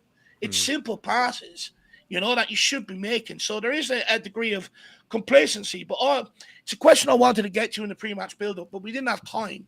And it was about, would we miss the leadership of Romero on the back line? Would we miss the leadership of Maddison in the midfield? Yes, you've got Sonny. There's only so much back and backwards he can do. You still need that leader in the back line. You still need that leader in midfield. And why Postecoglou picked that is because you have someone responsible for each area. So if someone is being sloppy, if someone isn't at it, you're straight in their ear. You're straight onto them. Sharpen up, quicken up, straighten up. You don't have that there today. So what you have is too many people watching other people slack off, but no one's standing there going, lads, fucking wake up here, sharpen up. You know, we're sitting second in the Premier League. We want to go top again. Wake up, realize what's at stake. Ribsy, I think, alluded to it earlier, where you've got maybe the old mentality seeping back in there. Like you said earlier on, Jack, you know, managers were telling players to push up, but yet they still done what they wanted to do on the pitch. Sit back, take their time, shit on the ball, this, that, and the other. And I do think we're missing that leadership over Romero, over Maddison, more so the vocals, just telling people to sharpen up, taking responsibility for the ones progressing that ball. If others don't do it, Romero takes the responsibility and goes and does it. If others in the midfield don't do it, Maddison has routinely gone and got the ball and done it. You don't see that same impetus from other players that have stepped in here today. No, you're not. And as well, I just think it feels like we are missing, and Ian Ferguson says that, we're missing Madison even more than actually some of the defenders right now. And that's where I think it's showing that certain kind of players in this team aren't really stepping up like we need them to, and we know they can, because we have quality in other areas. We have quality in the midfield today, and we know that we're going to feel the loss of Madison, but surely that's where, like I said, we shouldn't be feeling it as much because we have more quality to pick from in those sort of areas. So the drop off shouldn't be nearly as felt or as severe, despite, how great Madison is. Whereas in sort of the defense, I think we are missing definitely, sort of the competency in possession of sort of Romero and Van de Ven. But I think for the most part, I kind of want to make the distinction between Dyer and Davies. I think Davies has not been the greatest in possession. I think we are missing Van de Ven, but he actually has stopped a few fires and has been able to just, I think, be there for defensive moments when we've needed him to be there. And I would say that it's kind of strange that certain areas like the midfield, even the attack a little bit to a degree. I think Johnson started off strong, but then sort of faded. We need kind of the areas where we have actual quality, the areas where the injuries and sort of the absentees aren't felt as much. That's where we should have those guys be stepping up and carrying the rest of the team. It shouldn't be the defense that we need to lean on for this game. And at the moment, it's kind of looking like we are about to lean on this defense to try to get a 1-0, kind of win or something like that. At least the way they were playing, it looked like they already started to try to waste time, just try to see out a 1-0 type of win. And that's not the way we should be playing, knowing that this defense is not what we should be relying upon. We should be relying upon this attack today. We should be relying upon this midfield today, not the defense. It's trouble if you're asking for this defense to be relied upon. Absolutely spot on, Jack. We can't, we have to go and push for that second. But when I'm watching the game, it almost feels like everyone's passing on the responsibility and waiting for someone else to step up. When you look at the back line, I agree with you. I think Davies has actually done all right today. He hasn't really put a foot wrong.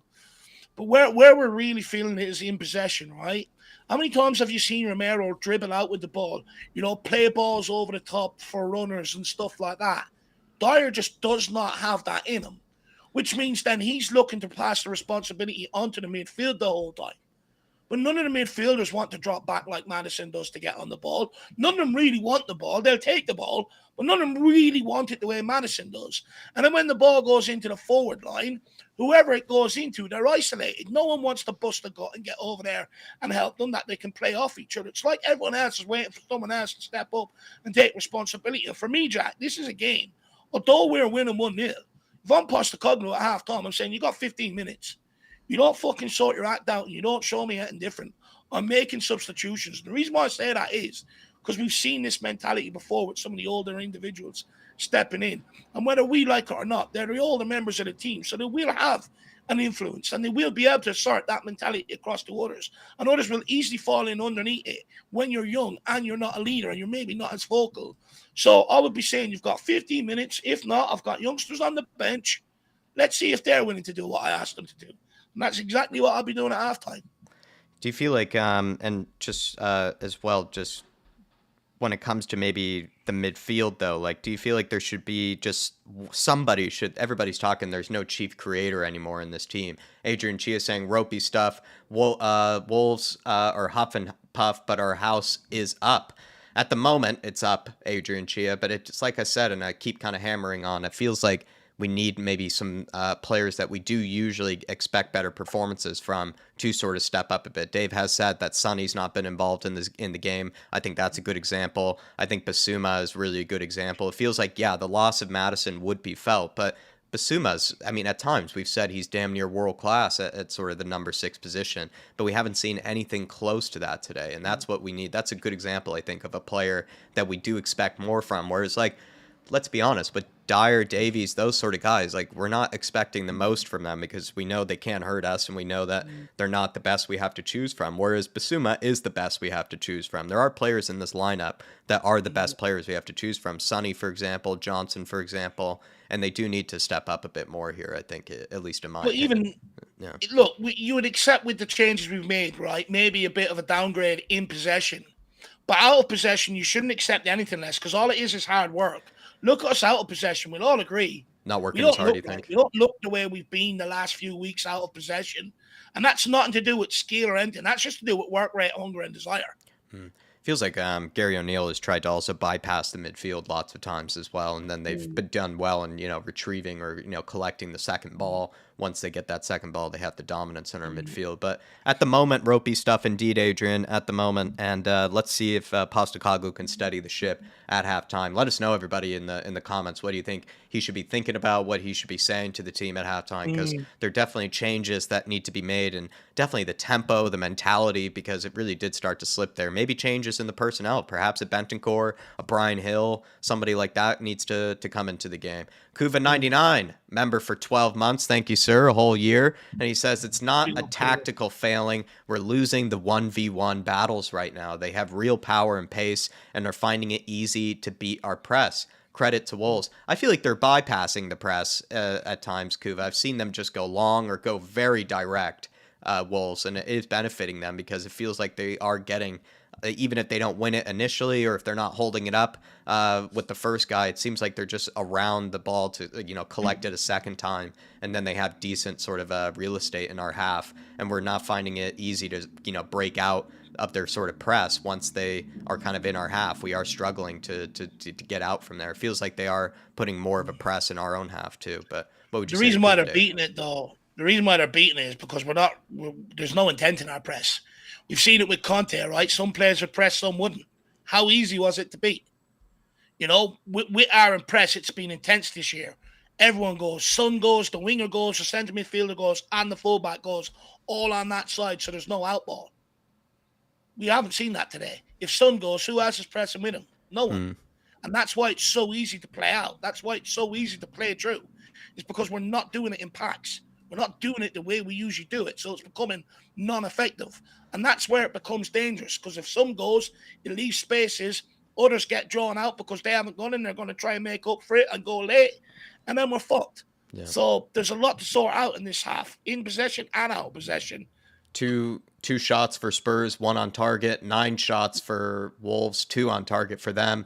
We've had 64% possession, but with the 2 shots and 1 on target, I think that sort of proves the fact that, like we said, we haven't exactly really penetrated their half enough, and we haven't really even had that much possession, I think, even in their final third. If there was a stat on that, I'd be curious, if compared to other games, because it feels like after maybe the first 15 minutes, we haven't really done a whole lot in their half or even in the final third. It feels like we've, even when we have gotten into the final third, we're practically alone or we're just waiting for people to catch up. We're really struggling to break them down in that regard as well. How do you see this kind of changing, Dave? Does there need to be a change in mentality? Probably that, but could there probably need to be a change in some regard in terms of the personnel? Brian Hill, Bentancur, someone like that needs to come on? Look, Postecoglou wants to go with a pressing game. I think you bring on Brian Hill at some point. We even under Conte, he'd go all the time. But then you're just looking at some of the other players that have maybe been given a leading role this year. Ones that have been able to hide behind a Madison and a Romero and Son as leaders. My dad says it there in the chat. Basuma, for instance, right? We know he's suspended for Aston Villa. I remember Roy Keane picked up a yellow card against Juventus and United ended up going on to Champions League. But Roy Keane gave it his off for Man United to go on and do that. So there's no excuse for someone like Basuma not to go out there second half and become that leader, become that guy, step up. Højbjerg, how much do you want to be here? Come out and show us. Sarr, young kid, he's been brilliant. needs to step up. Sonny just needs to step up, needs to get a hold Get of the into ball. the game. Needs Him to and hold it up. Basuma. Chan's doing it for them. Get into the game. Yeah. Chan's doing it for them, though, right? He's holding it up against Dyer and Davies and getting Wolves up. Why can't Sonny do it? He needs to step up. And also, I'm looking at Pedro Porro and Emerson. Emerson, golden opportunity here to state your claim. A golden opportunity. Yeah. If you don't want to be that bench warmer, go out there and put in a performance to stop pissing on the ball every time Basuma comes near you, passing it 2 yards with each other, thinking the game's already won. Go make fucking something happen. Yeah. You need have been in this 11, Jack, to step up and lead and guide the others that have stepped in today through the game. That's what we need. Definitely. Oh, looks like might have missed just a huge chance for Wolves. Sorry, everybody. We just kicked off here once again. Might have missed a huge chance. I don't want to watch any more of this. I'm bored. Might have gotten away with a big chance here. It looks like, oh no, he's absolutely skied it. But they did break away there. And also DJ Samuel giving out 5 memberships. DJ, thank you, sir. Absolute legend. He's giving it out to Spurs GCTV, George Kadaris, Craig Bowler, Bald Bean Counter, Swim Master, all given the upgrade by Mr. DJ Samuel, all given fan show memberships, I assume, because plenty of those guys were already members on their own, and they've been given a fan show membership by DJ, I believe. Absolute legend. Appreciate you, sir, and I look forward to seeing what people have to say this Monday. We've had so many different game days, Fridays, Mondays, all the fan show days have been taken away from us constantly. We keep having to move it around. Yeah. But DJ, really do appreciate that, sir. Really do. No, absolutely. Big up, DJ, the boy from North London. I presume you didn't make the travel down to Wolves, DJ, but big yourself up, my man. Really appreciate the support. And look, it's, I encourage everybody. You want to help support the channel, but also help others in the process. Feel free to gift them channel memberships. It's a great addition by YouTube. And big up DJ Samuel leading the way in that, my man. Very kind of you. It is the season of giving. So fair play, brother. And then Spurs GCTV saying, on a positive note, guys, bring up the league table. Well said, Spurs GCTV. I think that's just where also just the slight bit of frustration comes from, is right. We have an opportunity. We started out strong. Let's finish with 3 points, right? Let's finish what we started. Spurs GCTV, right? Finish what we started. We came in here with nerves, with a bit of anxiety, and we started out very strong. Let's not let that slip. Let's not let that sort of initial focus slip up here. And the reason why I think me, especially me, maybe being a bit harsh on good pressing. This is more like it, intent. But the reason why maybe I'm being a bit harsh on them is because we've seen too many times before under Jose, Conte, Nuno, and Poch. They all really sort of, it fell off in around them times, and a lot of managers have lost their job around this time with Tottenham Hotspur. And of course, that's not going to happen with Ange. But what I don't want is to fucking fall off. Yeah. I'm sick of these four stones, and I hold them to a standard, and I want them to maintain it. Yeah, well said. Oh, there we go. This is more like, you can see this. Sonny. Yes, it's aggressive. Poked away. Just not. He's just. Oh, Højbjerg. Win that. There you go. Oh, man. What are you doing, Pierre? What are you doing? God. I felt like he kicked out at him afterwards. Just going to grab a bottle of water from the fridge, Jack up. Spurs putting on a good press. Mo. Wolves get. Just even there, though, it feels like no one even knows. Someone knows. No one even knows what press to put on at the moment. It feels like we don't even know who to press. Dyer and Porro playing out. Well done, Porro. Basuma. It's got to get turned there, Basuma. It's like the Basuma's given the responsibility to like Davies and Dyer, and they keep giving it on to him. None of them want to take it. Well, that's the thing, though. This is what I mean by how he should be stepping up. Like, we know that Dyer and Davies aren't going to be great in possession, so we need somebody like Basuma to step up then. There you go, Mo. Play him, man. Basuma, there you go. It's more like it. It's what he's capable of. Kulu. Well done, Kulu. Davies. There you go. Grab a coffee or anything like that, Jacko. Yeah, I might in a second, but the game's already started. Scrat, I can do the commentary if you want to grab a quick. I know it's very early over there for you, so. People, tell Jack what coffee you should have. Let's get a deciding vote. Cappuccino. Does he go for a frappe? Does he go for an espresso macchiato? Yeah, let me just go to my in-house barista. Let me just go to the Starbucks that's inside my flat. Or if there's anyone going by Jack's area, you know, feel free to drop one into him. Please smash the like button, though, everybody. Please smash the like button if you haven't already. Over 400 in the house at the moment. Wow. Come on. Spurs Army strong today. Here we go. Sonny. There you go. Ref, oh, my Lord. He's choke holding him. Oh, my Lord. Oh, my Lord.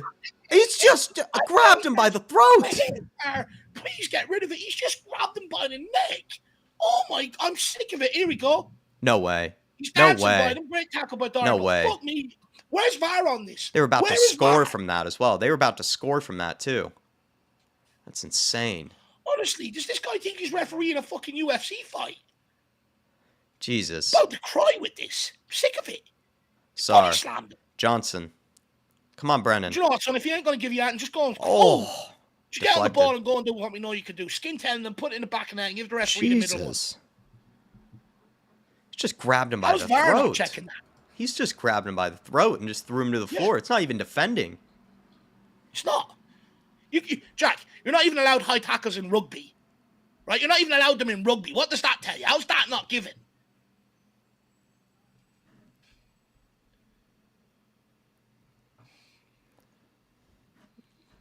Come on, Emo. Close him down. Don't let the crosses in. There you go. Come on, lads. Move. Davies. Emerson. Back to Big Vic. Big Vic, you've got Porro. Great ball. Oh, no. Not great from Big Vic.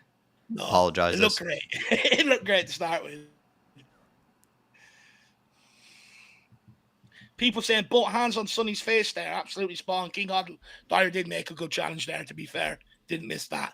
See, King, I'm not that bad, you know. I will praise where it's due. Skunkwork saying game is opening up a bit more. We'll see. You know, it's still first 7 minutes, but I think Wolves are still causing us problems. Wolves are looking a lot better this half. A lot better. In possession. Yeah, shit. Oh. That is shocking.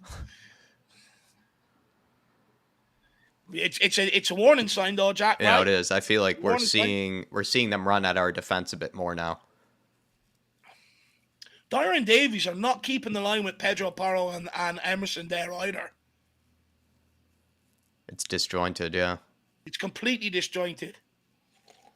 Makes it then much easier to play him behind. Exactly, because you're keeping players on side. Mateus Cunha, 2 goals, 1 assist, and 11. He better not do that today. Wolves with the overlap here down Emerson's side. You got to go with the runner, Emo. Oh, brilliant defending. Oh, ref, he's being fucking put. Oh, he's not giving us anything. Come on, lads. He just pulled the jersey off him. Good block, Emo. That's a free kick on Emerson. How's he not giving it? Him and Sonny. That's just back to back as well. I hope Postecoglou actually goes in on the refereeing today because he gave them a reprieve last week and they don't want it. So go in on them today. He did. He was sound as. I would have went ballistic if I was him last week. But I'll double down on it today. Come on, clear this. No, Højbjerg, whoever that was, you need to clear that. Clear. No! Oh, that's a handball. That's a handball by Ben Davies. This could be given as or a penalty. Wang Hee-chan. A big miss. There's a handball in there. Wang, he messed it. There's a handball here. There's 3-4 clear. How many more attempts do you need? 3 of them. I think he's got his hand behind his back. He's got his hands. Might get away with it. He was good by Davies. We got away with it with Wang Hee-chan. He just missed a sitter. This is wave after wave of attack. We know what happens. So deep right now. Come on, lads. Got to get out. By that, well done, Johnson. Oh, there he is. Now he's blown it. We need the assistant to blow it for us. Johnson's going mad at the assistant, even though We need the lino to blow it fine. for us. We need the lino to use his whistle for us because we can't expect the actual referee to. How has Huang missed that as well? That was a That's good what I'm saying, Dave. opportunity. I don't know if it was a handball. I think we got away with it more with him missing it. I think he was onside too. It was a golden opportunity for the old gold. Who's that Doherty getting the jacket off? Looks like Doherty's coming on. Oh no. Do you know what? If I see him running down the ring putting crosses in, I'm gonna kill him because I'm like, where's that for Ireland and Tottenham? Oh, great move! Great move! Get there, Kulu! It's 3-on-4 here. Come on, someone make a run for him. It's got to be quicker, Kulu. Kulu gets blocked. Decision. Someone's got to make a better run for him, though. It felt like no one's showing for it. It's 3-on-4. When he cuts in like that, that has to be a quick pass. He by holding on to it, he's like. I get a good chance there. People ran off and made runs, but once he cuts inside, he has to make that decision quicker. No, he shouldn't lose it. You still shouldn't lose it. You still shouldn't be losing it. Yeah. Pedro Porro mops up there. Here you go, Vic. Basuma to Højbjerg. Surprisingly, we're at 56 minutes with a clean sheet, which I did not expect. Oh, don't lose it there. Well done. But that's a yellow card. He's just kamikaze them. Martin Knightsbridge with a super chat. It's too flat. No intensity or runners off of the ball right now. It looks like even when we're winning the ball back in such deep positions, Martin, what you do need are like willing runners, like guys that are just willing to make a lung-busting run just to stretch the defense. Because if you don't have anybody running off of the ball with how deep we are right now, it makes it so much easier for Wolves just to continue to stay high up the pitch. Look at them. They're almost pressing us man for man here now as well, knowing we have to go long. We need far more runners off of the ball, Martin.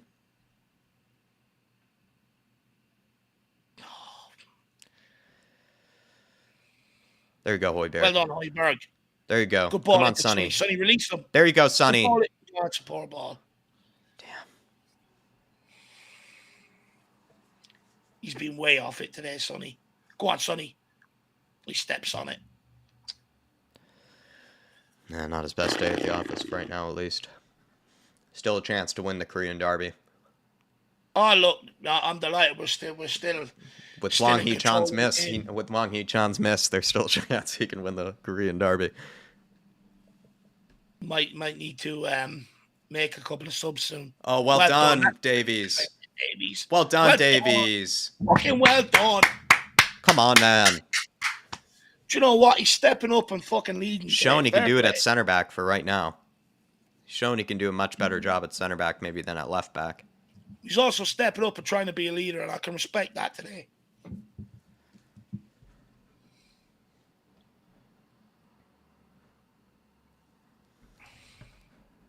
No pressure on the ball. This is looking like Conte ball, not Ange ball.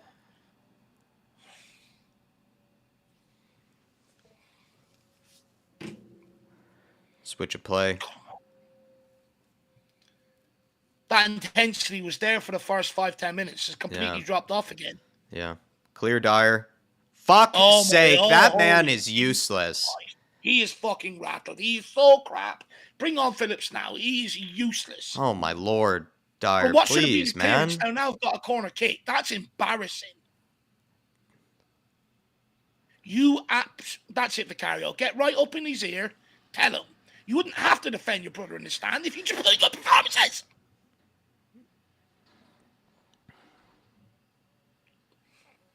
If they score from this, I swear to God.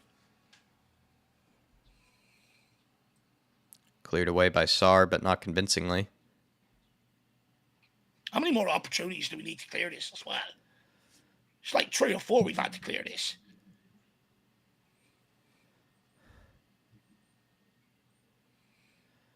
Need to make a sub in the middle of the park, I think. Yeah, probably. I think Bentancur. I think you get Bentancur into the game. He'd be that willing runner that we might need too. And if Dyer does another pass like that, he's coming off too. That's it, Sonny. Go on, keep going.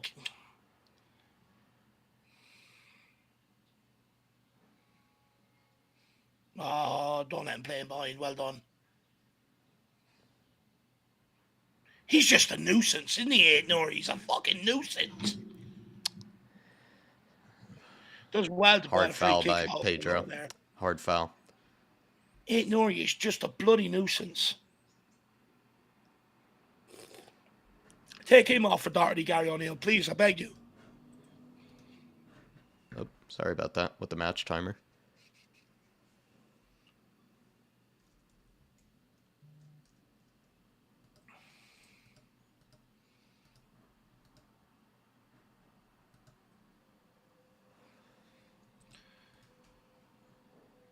We're at 60 minutes free. Sorry, everybody. Now it's all set. Just please hold on to Dawson. Do not let him free. It's a free run. Oh, my Lord. Oh, my Lord. How's he not scored that? It's a free run as well. Oh, my Lord. Well, why has he had a free run every time? He's had the one guy who said don't lose, and he's got a free run. Hoiberg's completely lost. Oh, off of Sarr's head.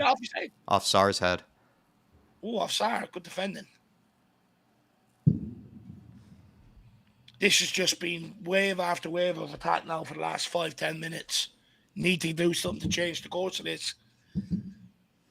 Can't let these get a goal. Clear. Clear.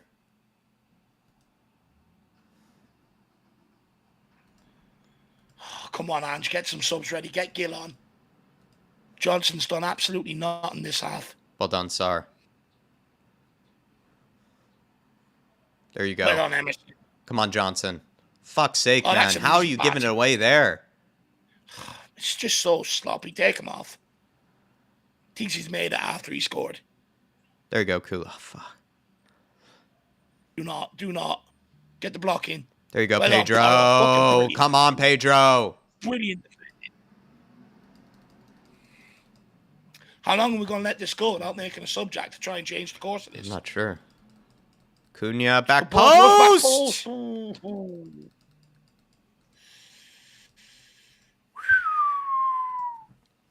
We're living very, very dangerously here, everyone. Here we go.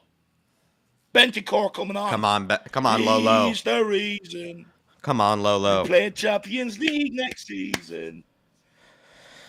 Paul Markey with the super chat saying, this is like watching Conte ball. It's not really, though, because of the tactics, though, right, Paul? It's because of the players. It's just the mentality. It's also, too, though, it feels like a lot of players that normally we kind of get more from. We're not seeing their best version of themselves. Basuma, Sonny, not seeing not their best day at the office today. They need to have far more influence in the game.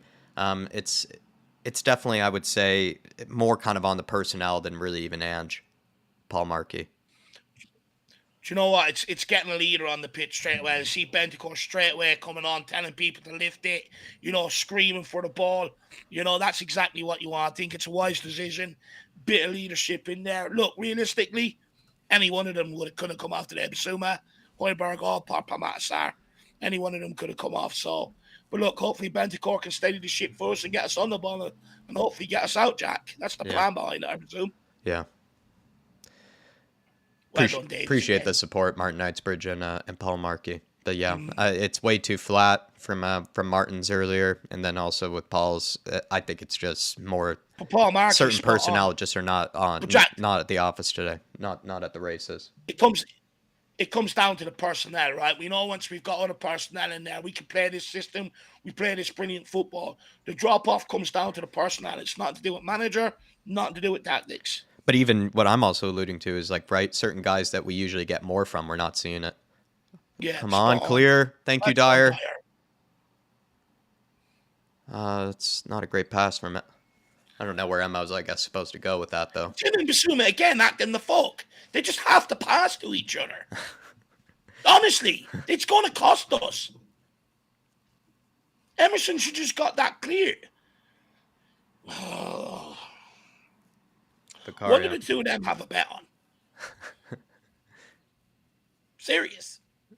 Complete so many passes between them. Well done. Oh, damn it.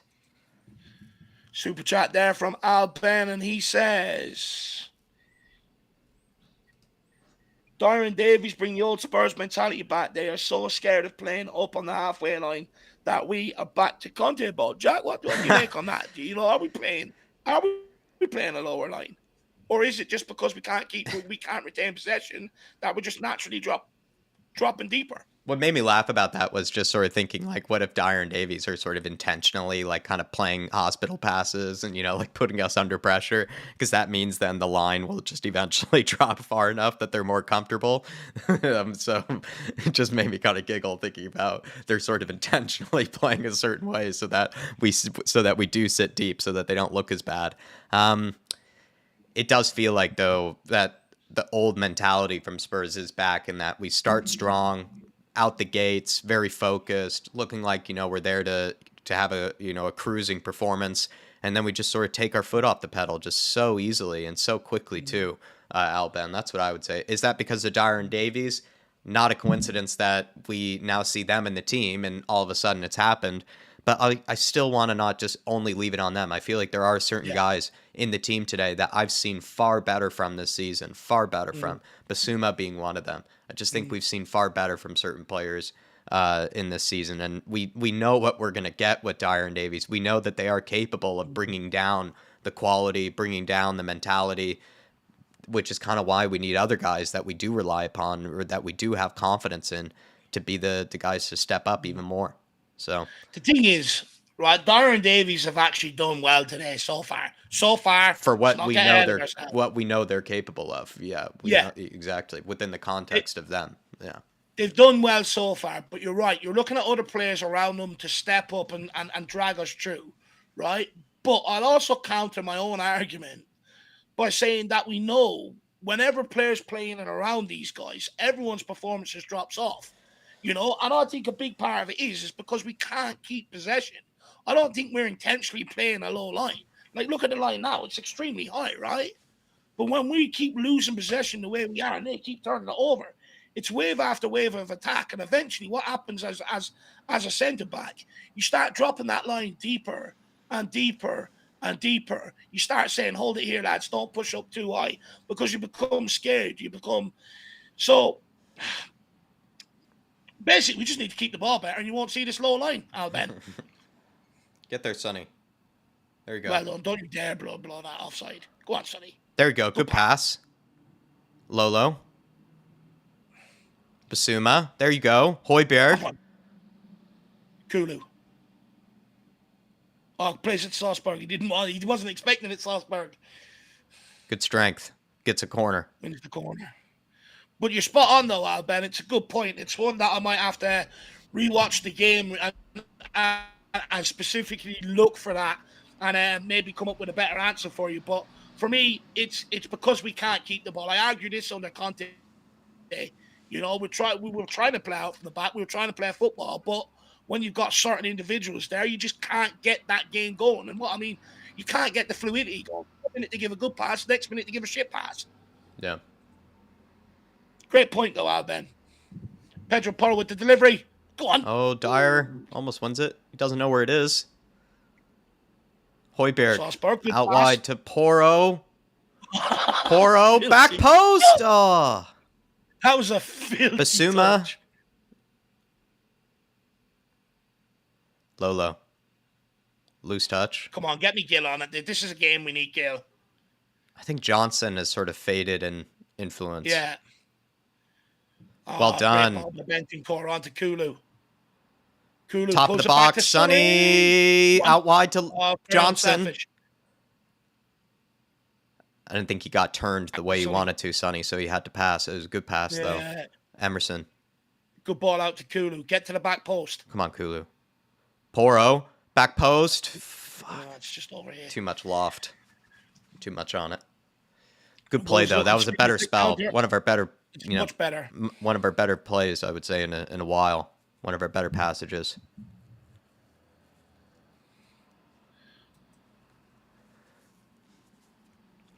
Come on, Spurs. 20 minutes. Big up to Alban, though. Please, everybody, if you haven't, though, do smash the like button. Over 400 in the house.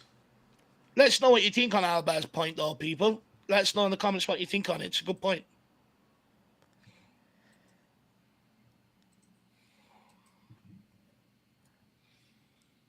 Højbjerg. Bring him down, man. Basuma. Great tackle.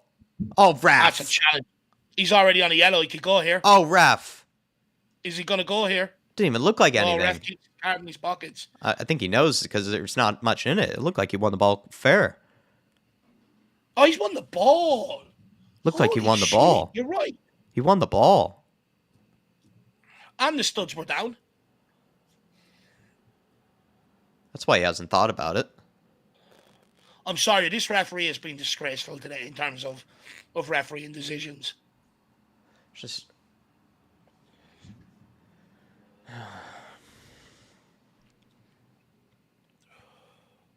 Slow Boy. hit delivery. Wolves not on the same page there. No. Out wide to Emo. Come on, Emo. To Johnson. There you go, Lolo. Good run. Great play. Great pickup from Bentancur. Tries to keep going. Oh, Kulu! Don't you dare. Oh, What? my God. This referee is literally. Jack, check his jersey for a What's he even done? What's he even done? He went to challenge for the ball, Jack. We're not allowed to challenge anymore. Wait, that's what Romero did. That's what Romero did. And they gave him a red card and a penalty. How on earth? I'm so confused. You're absolutely spot on, Jack. Exactly what Romero done. That's what Romero had isn't done. Isn't that reckless and endangerment, according to most pundits? Well, I wonder will they clamour for a red card for that? No. Clear that, Emo. Come on, that's a shit clearance, man. I don't think there's anybody forward unless... But just balloon it then. Balloon it back to the goalkeeper. Oh, that's why. That's why you should. You're right. Yeah. Oh, Kulu. Please. Højbjerg. Well done, Kulu. He's just too good, Kulu. Well done. Well done, Sonny. Great pass, Sonny. Come on, Pierre. There you go, Johnson. Johnson! Oh! Hits it first time. He's gone down with a pulled calf. I don't believe it. He's after pulling something. Yeah, that's why he must have hit it first time. Great pass from Sonny. What a pass by Sonny. What a ball by Højbjerg. Brennan Johnson. That's why he didn't take the touch. He went for it first time. He's pulled something. He hopped. He's pulled something as he's kicked it. Look. Don't tell me. We have to add him to the injury list. Cramped out on a good chance, says Jazz Fusion. Big man Kalasic coming up. Uh-oh. This is problems. We're seeing they're just pumping balls into our box.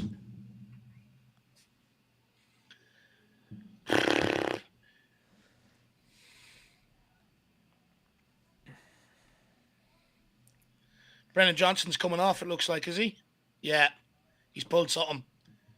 No, he's not. He's just walking away. Seems to be all right. Why didn't he take a touch and go on and score? Yeah, I'm confused. They're giving them everything.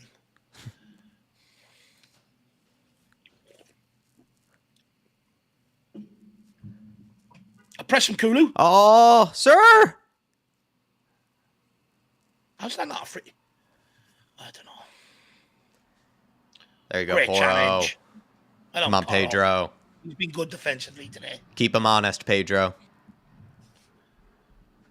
He's done well to handle it, Nori. He's a tricky customer, that guy.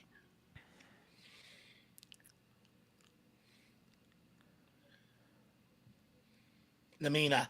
Good pressure by Højbjerg. Brilliant battling by Højbjerg. Lamina still comes out with it. 8 Nori. Oh. Every opportunity to get, they're just going to find Kalasic. Well done, Lolo. Good try, man. Step up, Højbjerg. Ayet Nuri. Højbjerg get turned. Pass. Oh, well done. There you go, Kulu. Well done, Kulu. Pedro. Oh. Kulu's been brilliant today. Do you know that? Kulu's actually been very good today. Yeah, I would say he's been consistent. There he is, the Hill Messi. What's that coming over the hill? Is it a monster? No, it's Gil Messi. Brennan Johnson being taken off by the looks of things. Grabbed a great goal in the beginning of the match. Yeah, he's pulled something. Showed the finishing that we've been needing from from somebody else other than Sonny, right? We've needed somebody else to step up in moments like that. He did that today. That's him on the injury list, though, Jack. I fear. He's walking off, though, which is fine. I think he should be all Madison right. walked off too, didn't he? Yeah, this is true. And There's it could, that I Basuma wonder if coming it's, off for Lo Celso. yeah. I know Basuma's been a bit of a passenger today, but I'm not quite sure about that one. That means Højbjerg is definitely going to stay deep. Yeah. And Sar could also... And he's looking for the second, Jack? Maybe, well, I think he might be going for the second, but he's also thinking about maybe just having Patmat to Sar just drop deeper. Or sorry, no, we had Bentancur come on for Sar. Yeah. So he's probably just having Bentancur and Højbjerg drop deeper and then have Lo Celso. I have confidence, though. I mean, Lo Celso should be able to work with them. Højbjerg and Bentancur, I mean, so. he's got enough protection there, and they're good enough on the ball that he should be able to work with The only that. problem is I don't think Lo Celso's had enough working out of possession. This is true, but... At least with Basuma, he'll run about for you, even if he's not affecting the game. Yeah, we need Lo Celso to do that. We got Hill Messi, though, to run out of possession. He's already... Straight away on the press. Look at that. Go on, Gil. Go on. You tiger. Give him the ball. Højbjerg. There he is. Lo Celso's first touches. Getting on the ball here. That's better. That's what I want to see. Telling Dyer where to stand. Dyer, Good great ball. pass. Low. Good ball. Oh, great Good ball. pass. Too much. Oh, it's just overhit. Too much. Oh, the goalkeeper's pulled something. He's got one hand, Kulu. Take it and put it in the back net.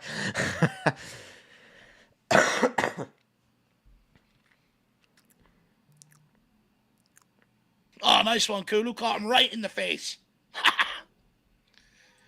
People, let us know in the chat what you make of the substitution so far. Hill Messi's going to score, says Derek Hutchinson. Oh, that'd be brilliant. I'd love it. Honestly, it'd make my weekend. Get him a special card on FIFA then.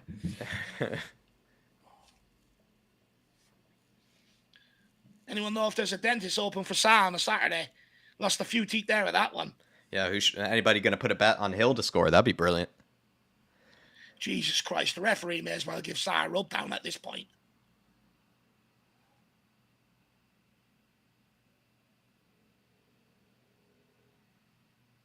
O'Neill wants long ball. He wants it quick. He senses a point here.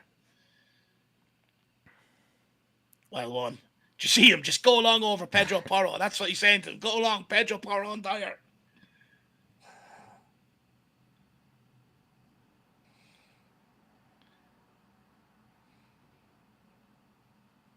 Oh, well done. Salzburg. Good ball in the middle to Hill Gil. Messi. Oh, yeah. Oh, look at them touches. Looking gorgeous. Does everything so There quick. you go. Oh. That's something to sell, so one of yous.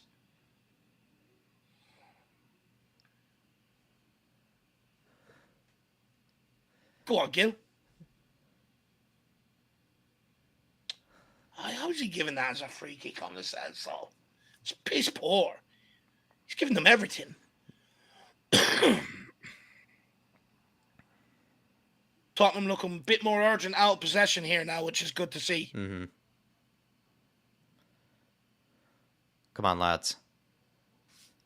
Someone get there. There you go, Lo Oh, great Celso. challenge. There you go, Lo Sit in Celso. there. There you go, Lo Celso. Go on, Gio. Come on, man. Get Challenge. stuck in for the boys.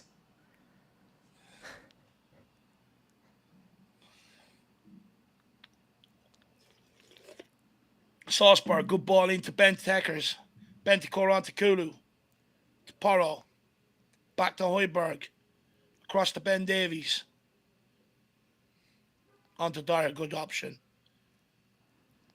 Bentancur. Oh, lovely. Bentancur. Pedro. Get there, Kulu. Well done, Kulu. Sir. Oh, unlucky. Kulu's looking a bit tired now. He's done a lot of running today. What a touch by Bentancur. Oh, don't get caught here. He's got a free run at Porro. Don't let him into the box. No, fuck off. Was that Ben Davies again with another clearance? It's not over yet, though. Come on, Kulu. Jesus, that was close. Yeah, very close. Sir. If that was Porro Ben has to come Davies, out and Ben engage Davies has had a JJ terrific there, game though. defensively. He's had a terrific game Yeah, defensively. He's shown he can actually, to be fair to him, I was really harsh against him against Crystal really Palace, clearing. but he's had a great day defensively. He's been far better at center back. I think Well that's what he done. showed. Maybe he can actually play center back. I don't think he can play left back, but Do you know he's what, doing a Jack? job Very today easy to put defensively. that in his own goal there. Very easy to put that in his own goal. Oh, good show! And it's brilliant defending by Davies. He could be in there for man of the match if we win this. There you go, Oh, Gio. well done. There you go, Gio. There you go, Sonny. Get us Good out strength. left. Good strength from both of them. Get out to Gildrich. Højbjerg. That'll do. Tottenham throw it. Come on, guys. 10 minutes to see it through. Come on. We go back top of the league. Come on, lads. Super chat from Al Ben. Dave, we didn't have the ball much with 9 against Chelsea, but we weren't going backwards behind the ball with the line. I'm confused. Or he's saying we didn't have much. We didn't have the ball much with 9 against Chelsea, but we weren't going back behind the ball with the line. I'm confused. Maybe you could look at it. Yeah. So is he saying that we weren't passing, we weren't really standing behind the line with the ball? Basically, I think is what he's saying. Ben, maybe just clear it up a little in the comments, man, just so I can give it a fair comment, brother. Højbjerg and Didn't Lolo. have the ball much with 9 against Chelsea, but we wasn't going back behind the ball. Back behind the line with the ball. I'm confused. So basically, I think what he means is we weren't going backwards with the ball, basically, when we had the ball against Chelsea. When we went with 9 I think he men means against Chelsea. to. Look, fair point. I think Sean is clearing it up, saying, I think he means to say that the line was higher against Chelsea. Oh, yeah, no, I get him. Oh, okay. Yeah, look, I think that was more of a needs must. It was one of them, rather than sit back. Well done, Hill. And just soak up pressure. You know, when you've got 9 men, you have to try and make something happen. And by having Well that, done, it Hill. kept us with a route in the game, because when we did turn the ball over, we could attack them in their own half rather than have to play out of our half. But I get you, it is confusing why maybe we've been so deep. But do you know what I would say? Since the changes, since Bentancur and that's come on, we're getting a little bit more possession and we are playing a bit higher up the field. Jack, what would you say? I just feel like it's partially to do with just certain players in the team today. I don't think have had sort of the same energy and enthusiasm on the ball as they did against Chelsea. I think with Chelsea, we were really running for each other and working hard for each other, whereas in this game, haven't seen that as much. But so far, I would say I've actually liked the energy from Hill and Lo Celso. I think they've actually been, they've had a bright start. We brought tempo to the game.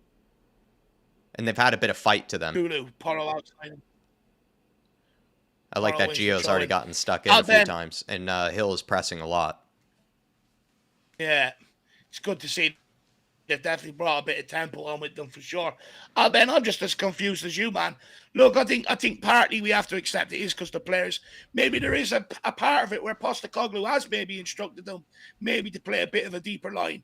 But at times, I don't think it was intended to be that deep. I do think when you don't retain possession, you can't keep possession. It does have a lot to do with it, you know. With Chelsea, because we had 9 men, Chelsea spent a lot of time putting the ball over the top.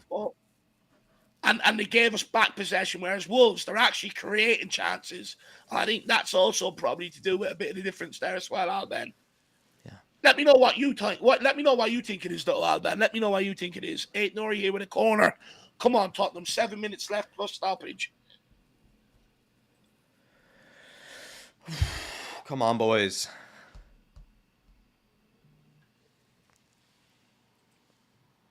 Oh, good clearance.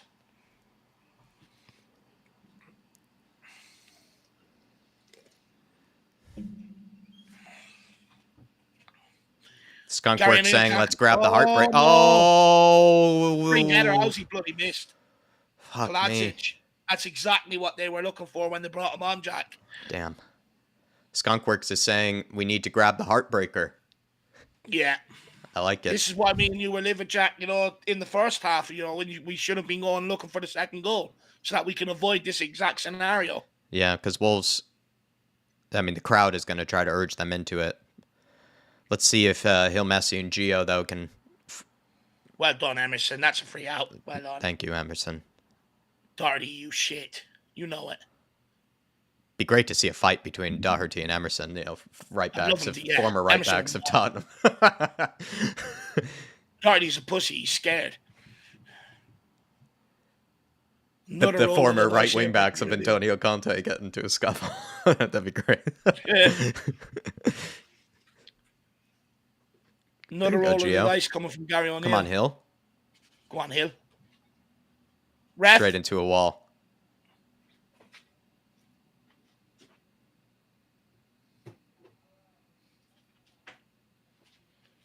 Dyer. Højbjerg. Oh, that's down. Brilliant acting. That is brilliant. Look at him. He looks like a mummy the way he's sort of like... He's honestly, great. Put him up for the Oscar this year. Best live performance of the year. Højbjerg really has had a few... he's really brought out his theatrical performance today. He's had a few lovely dives, a few play acting, bit of housery. He's really gone for the Oscar today, you're right. Thought you're getting a few instructions there. Come on, Hill, Messi. Grab the winner. Ain't no, I'm surprised they're taking him off. He's been a constant problem down that side.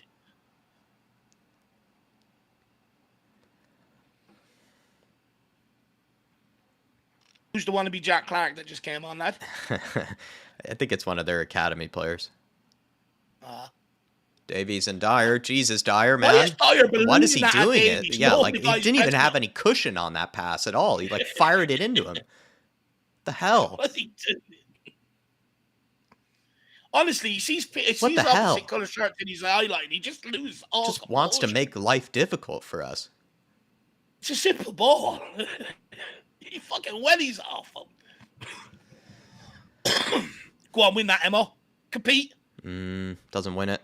There you go. There you go, Moonhead. Well done, Gio. Well mopped up. Do you know what? Fair play to Gio today so far. Yeah, him and Hill have worked hard. But a bit of pressing towards it, what they can. Wolves coming down Tottenham's right-hand side here. Pedro Porro-Kulu looking to stand them up. He cuts inside. Well done. Great checking back by Bentancur. Gio, there you go. Hill. Up the kill. Go on. Sir! He's just absolutely cleaned them out. Go there, Bento. Yes! See! See! Sonny! Go on, Sonny. Sonny! No! Come on, Kulu! Kulu! Stand him up! Play Gil! Gio! Oh! Gio! Oh, we had to make... What play by Bentancur, though? Yeah, great effort. Such a long injury to not pull out of that challenge. That's unbelievable mentality. Oh, Sonny, he stayed on You side. see what he was trying to do. Use the players running across him to bend the ball around them. He stayed on side as well, Sonny. Felt like he could have done better there. Did well to stay on side. He wanted that. Kulu should have looked at Gil. He wanted it. He was on rushing. Good effort from Gio. It's a great effort. He was definitely on target. Yeah, it's going in. Come on, Tottenham. Possession stakes are evening out slightly. 58-42. Oh, that's a shot. Cleared away. Do that. Lolo. Well, go on. Come on, Emma. Mo. You have to take him out. There you go. Well, Great tackle. Great tackle. Well done. Well done, Kulu, as well. Kulu getting in front of it. Oh, my God. Couldn't help it, could he? Pro yellow, says Jazzy. Someone else is going to have to take that. Then the next one. Just keep fouling them now. It's coming into that territory. Don't let them pass and run. Brilliant. Brilliant. 1 minute of normal time left. Come on, lads. Go on, Kulu. Empty the tank. Go on, Sonny. Empty the tank. Let's go. Go Come on, Hill. Just boot it along onto Kladzic's head. Oh, he gets the header. It's all right, though. Let it run back Well to Big done, Fake. Pedro. Well Go down done, on it. Pedro. Go down on it. Oh. Pull hammy. He should have went down. Do you know the way Pull goalkeepers muscle. got down on the ball? Pull muscle. Who was it? West Fodderingham. Pull the West Fodderingham. Yeah, yeah. That guy was Oh, my hilarious Lord. at his time wasting that one game. Where's Dyer passing that to? There's no one there. He's backing off as well. Oh, Oh, no! Don't score from it. It's a stupid fucking Oh, ball. no. It's a bollocks clearance.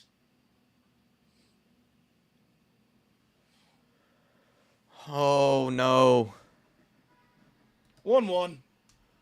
Fuck. Just when the game was starting to be... Looked like Wolves were out of it as well. They started to put their heads down. It's a stupid clearance from Dyer in the first place, put it out for throwing anyway. And then he doesn't even go and close him down. He backs off him and allows him to play that ball. He's not even... He's caught in no man's land.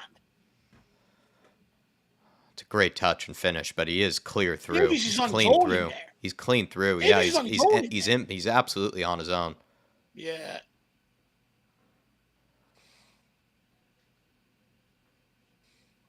The great goal, to be fair, but it is created from that dump. It's created from Dyer. It is created. First, he can't clear the fucking ball, and second of all, then he's just fucking. He won't even go down and close the cross. What's the point of him being out there if he's not out there to close down the cross? He's got to realize it's 91 minutes. He has to realize the fucking danger. Go and close it down. And then he leaves Davies on his own with two men in there. Why is Dyer throwing his arms up at others as well afterwards? Come on, man.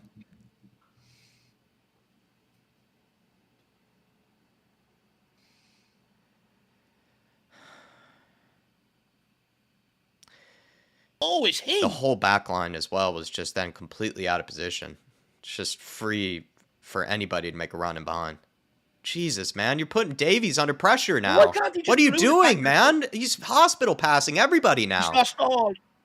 He's just lost it at the end. Dyer's just lost all composure at the end here. He's just... Why is he even passing it to Davies like that?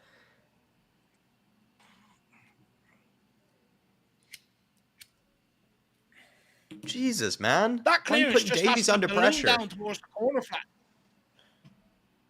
If I'm Davies, I'm killing him after this. I'm killing him. Just killed this clean sheet.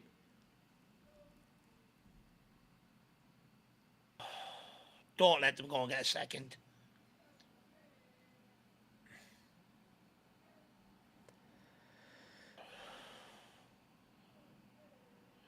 Oh, Højbjerg, man. Fuck's sake, if you're going to take it quickly... Damn.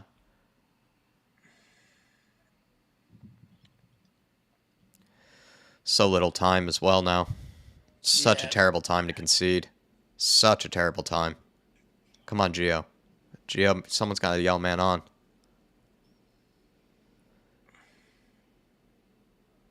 Get up. Got to get up, Gio, man. You got to get up. Come on, can we fashion one last opportunity?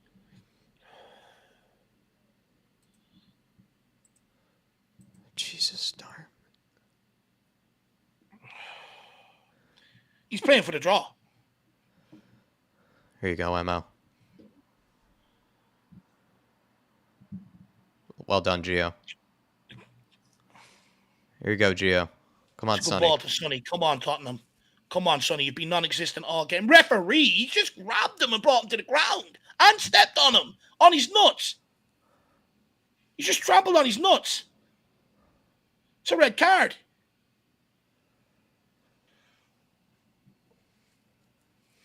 Look at this again. Look, he's not...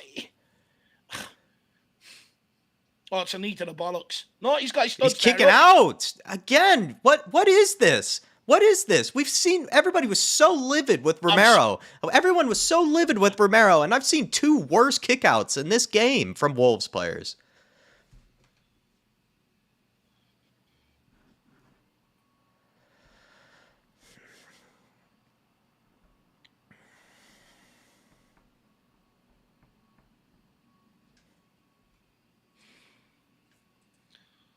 There's a lot to be disappointed about today.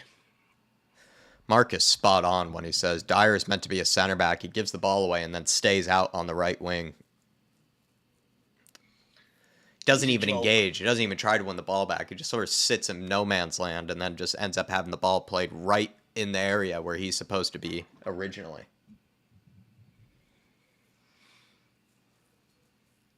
Come on, Tottenham, one more chance, please. Oh. For us.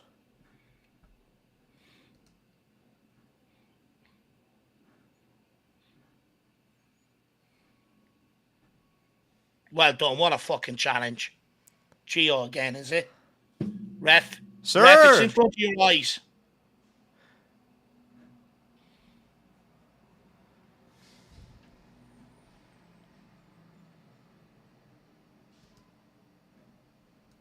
Okay, ref, can we get on with the game?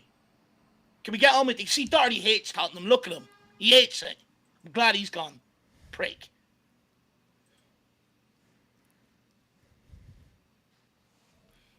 Come on, Moonhead! Will you get on with the...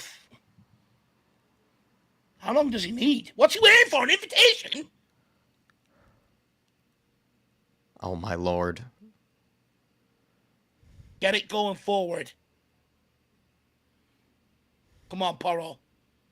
Come on, Bentacore, please. Go on, Sonny. One last chance. No, not backwards, Hoiberg. Not fucking backwards. No. Here we go. No, it's a foul from He's come Gio. through the back of him. He's come through the back of our player. He's giving it the other way. My lord. Get out.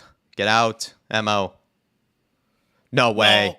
No way. No way. No way. No way. I do not believe it. Oh, my lord. They've switched off. And that's because Davies and Dyer couldn't get a competent pass out from the back from that free kick. I do not believe it. I don't want to see them again. I'm disgusted. I'm absolutely disgusted. 1-0 up in the 90th minute. Just see the fucking game out. Just see the game out. I'm sorry, but that's not a free kick to them either. That's not a free kick to their way either.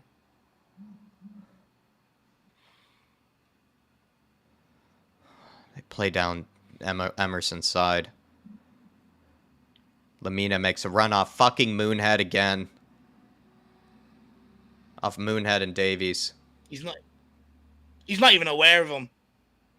They're not even picking them up. He's not even aware. Dyer and Davies just not even picking them up.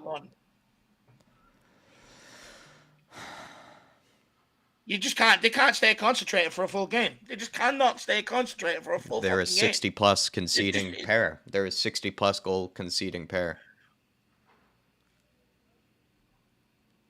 I don't believe it. I genuinely do not believe it. 1-0 up in the fucking 90th minute. I do not believe it. They just cannot stay concentrated for a full game. They actually cannot do it. You know, it all came from our own free kick, and Dyer and Davies cannot progress the ball out between them. And then the referee, that's a free kick to us as well.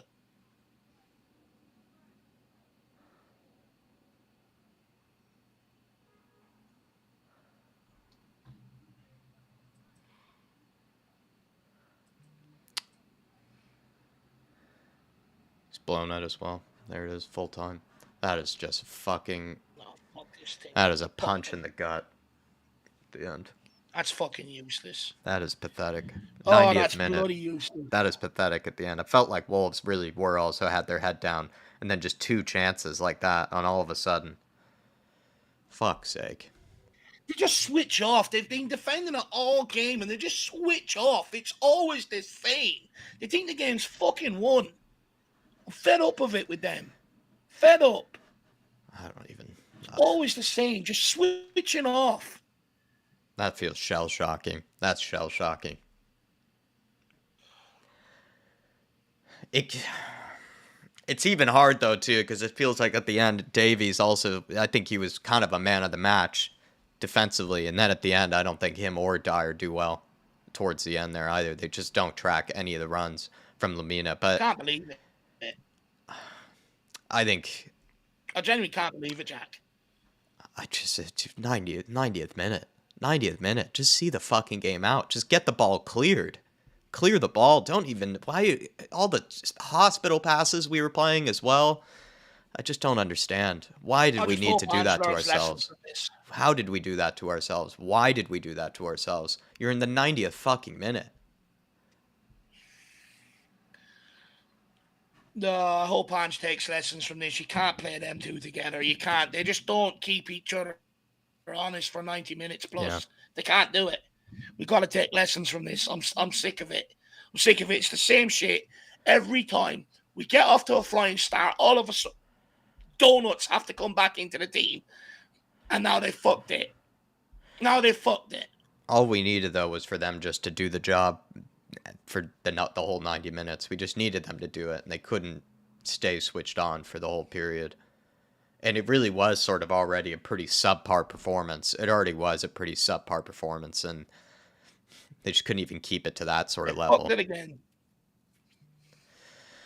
It feels tough, though, because I do feel like Davies, to be fair to him, was far better than Dyer for the whole 90 minutes. But like you say, they can't keep each other accountable. They can't actually be a pair for each other. Because I think Dyer was pretty terrible, actually, for the majority of the game. I think he was terrible in possession, and I don't think he actually really had that many defensive moments where he really did save us or anything. Doing for that goal? I just don't First get of it. all, I just think he needs to get it launched more. Just needs to get it launched more. If you're in the if you don't have any passes on, why does he keep playing these hospital passes to guys? He kept firing it into players and not putting any sort of cushion or anything on it, and it's going to be bouncing off of them, and he's just turning the ball over time and time again. And also towards the end there, when we actually did need to get it launched, he was giving little sideways 6-yard passes. When we just needed to get the ball into the box and needed to get the ball forwards, then he's still just giving it to somebody else to do it. I just don't get it. He's just not a real. He's not a real defender. He's just not a real player, man. He's actually not a Premier League defender. I think Davies had a good game. He was shocking today, Dyer. How many times have we seen, though, lad? You know, he compounds one mistake with another. Okay, you know, he failed to clear it properly. But then if you're going to come out to the position he came out in and not fall back with Davies, you have to go and engage the ball. And not only did he not engage the ball, but he done his stupid sideways turn shit yet again. Make your body big so the ball has a chance of bouncing off it. He doesn't even want to block it. That's what fucks me off. That last goal, look, it happens against the runner player. We're trying to go for the second to try and get all 3 points. And we get caught. But again, it's our own possession. It's a free kick in our own half. Dyer takes an eternity to get on with it. But then between him and Davies, they cannot find that ball out from the back. They give a suicide ball to Højbjerg, who then also panics and gives it on to Lo Celso. He gets his pocket picked. They go on and score a second. I'm just sick of it. This is why I said in the summer it was important to fuck these guys out and bring other players in. I just hope Ange Postecoglou does not pick them again. I really hope so, or at least retain Davies and bring in Phillips. I'm sick of seeing this. And I know Dyer might get a few people defend him going, he was all right for 89 minutes. The problem is the game is 90-plus minutes, and him and Davies cannot keep each other honest for the full lead. They just switch off. You know, this is going back to last season. How many times last season where we conceded goals? 1, 2, very quickly. You know, even in possession, it looked like fucking Conte ball out there, and no one wanted to do anything. And look, I don't want to make this all on Dyer and Davies. They cost us defensively. But from 1 to 11, they were shit. Son was non-existent. Brennan Johnson, after he scored, faded out the game. I think Kulu's the only one that can really come out with his head held high. Højbjerg, done some good things, done some atrocious things. Basuma, non-existent. Sarr, non-existent. Emerson, pissing about on the ball. Yeah. I'm sick of it. It didn't feel like we really deserved fully the 3 points. We did well to get the first goal, but I can't really say, you know, we played that well that we actually fully deserved the 3 points. But we got there. We got to the 90th minute. Just see the game out. Just see it out. Just finish it. you get to that stage. You did all the hard work to get there. Just finish the game, and it just couldn't. Fucking fuming. Al Ben from earlier saying it's this defense going back. It's this defense going backwards on purpose. Every game so far, we caught players after players in offside traps, but not one single one today. Doesn't look a single thing like Ange ball. So he's saying that the defense is intentionally dropping back so that they can catch up with some of the runs that are made in behind.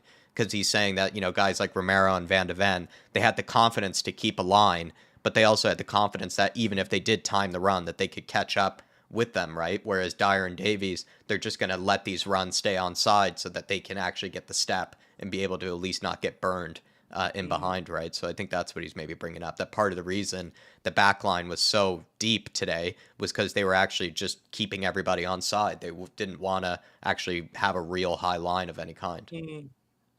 Yeah, look, there's probably an element of that too as well, but they weren't combative either, were they? The only challenge they made was sort of last ditch in the box with Romero and Van de Ven. They're competing for everything.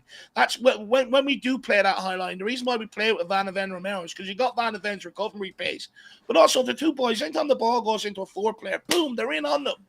Dyer and Davies, I'm sorry, I said it in the first half. How's Hwang holding up the ball against them two? How? It's because they don't want to engage. And look, I'm sick of it. I'm just sick of them. They're useless. Just get them out of my fucking football club. Every bit of momentum we get, somehow, by hook or crook, they find themselves in the selection. And the manager somehow always picks them. And they let us down, they let the players down, and they let the management down. I can't do it with these guys any longer. I'm sorry. Remember, just go with it. I understand you can't play two young kids, but I'm at the point. Just go with Dorrington and Phillips. Surely we can't see much worse. I'm sorry, we can't. I just would rather. I'd rather if it's gonna end. If it's gonna end this way, possession out possession, useless. If we can't get 3 points out of it, it just feels like you might as well just go with Dorrington and Phillips. I think there was a tolerance that, well, if we get over the line, if we're able to get 3 points, maybe we do just suck it up with Dyer and Davies and these guys. But if we're just going to concede and go through the same pain and the same torture that we did last season and seasons prior with these guys, the same way we always would go down, this is happening once again. It's just, why go through it again? Why go through it again? Let's just see the kids instead. Let's see somebody else, a fresh face back there, somebody that won't just have the same stories, just the same repeated sort of pattern, because we know what we're getting with these guys. Really do. And look, like I said, Jack, I do want to be conscious about this. I'm not pilling it all on Dyer and Davies. Everyone else was shit out there today. Everyone, even Son, your captain, your leader. Every time he touched the ball, it just bounced off him. Everyone was crap today. Bar maybe Kulu and bar maybe Vicario. Everyone was shit. And look, the forward line didn't come to the party like we said, Jack. We knew we wouldn't be able to rely on a clean sheet today. We spoke about that. We might need to go and score 2-3 goals. Midfield, shit in possession. Forward line, shit in possession. There's a lot of other things that went wrong today as well.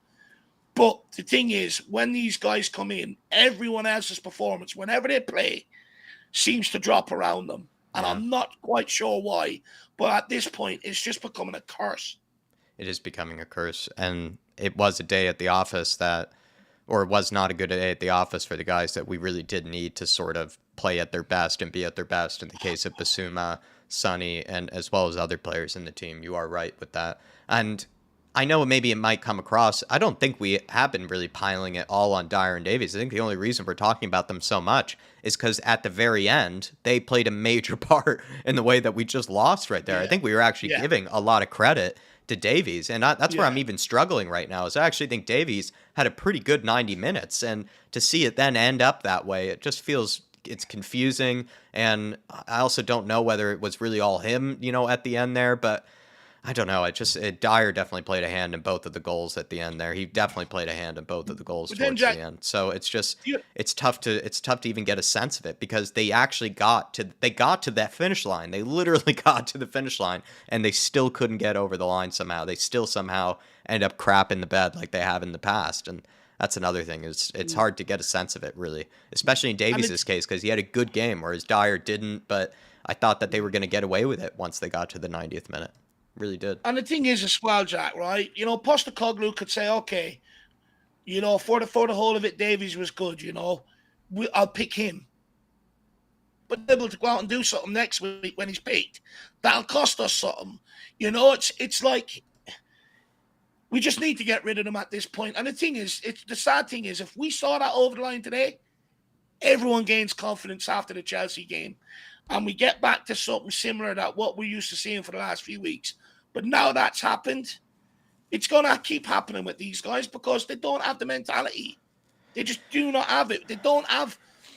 So far this season, right, we've displayed a winner's mentality, getting over the line by hook or crook, keeping clean sheets, being nasty, scoring goals. But when these guys come in, that winner's mentality gets ripped up, fucked out the window, and it's like, look, let's just make sure it's not a bad defeat, or let's just try and get out of here with a result. Even there in the last few minutes, Højbjerg's instructing people to pass it backwards. No, go forwards. This is what Postecoglou wants. We need to score goals. Go fucking forwards. And I've just absolutely had enough. The winner's mentality that was instilled is now ripped up and out the window now that these losers have come in and lost us more points yet again.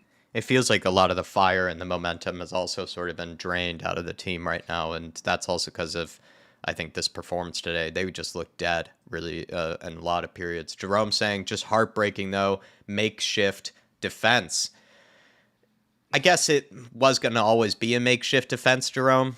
We never really looked at it as an easy decision with whatever backline he was going to go for.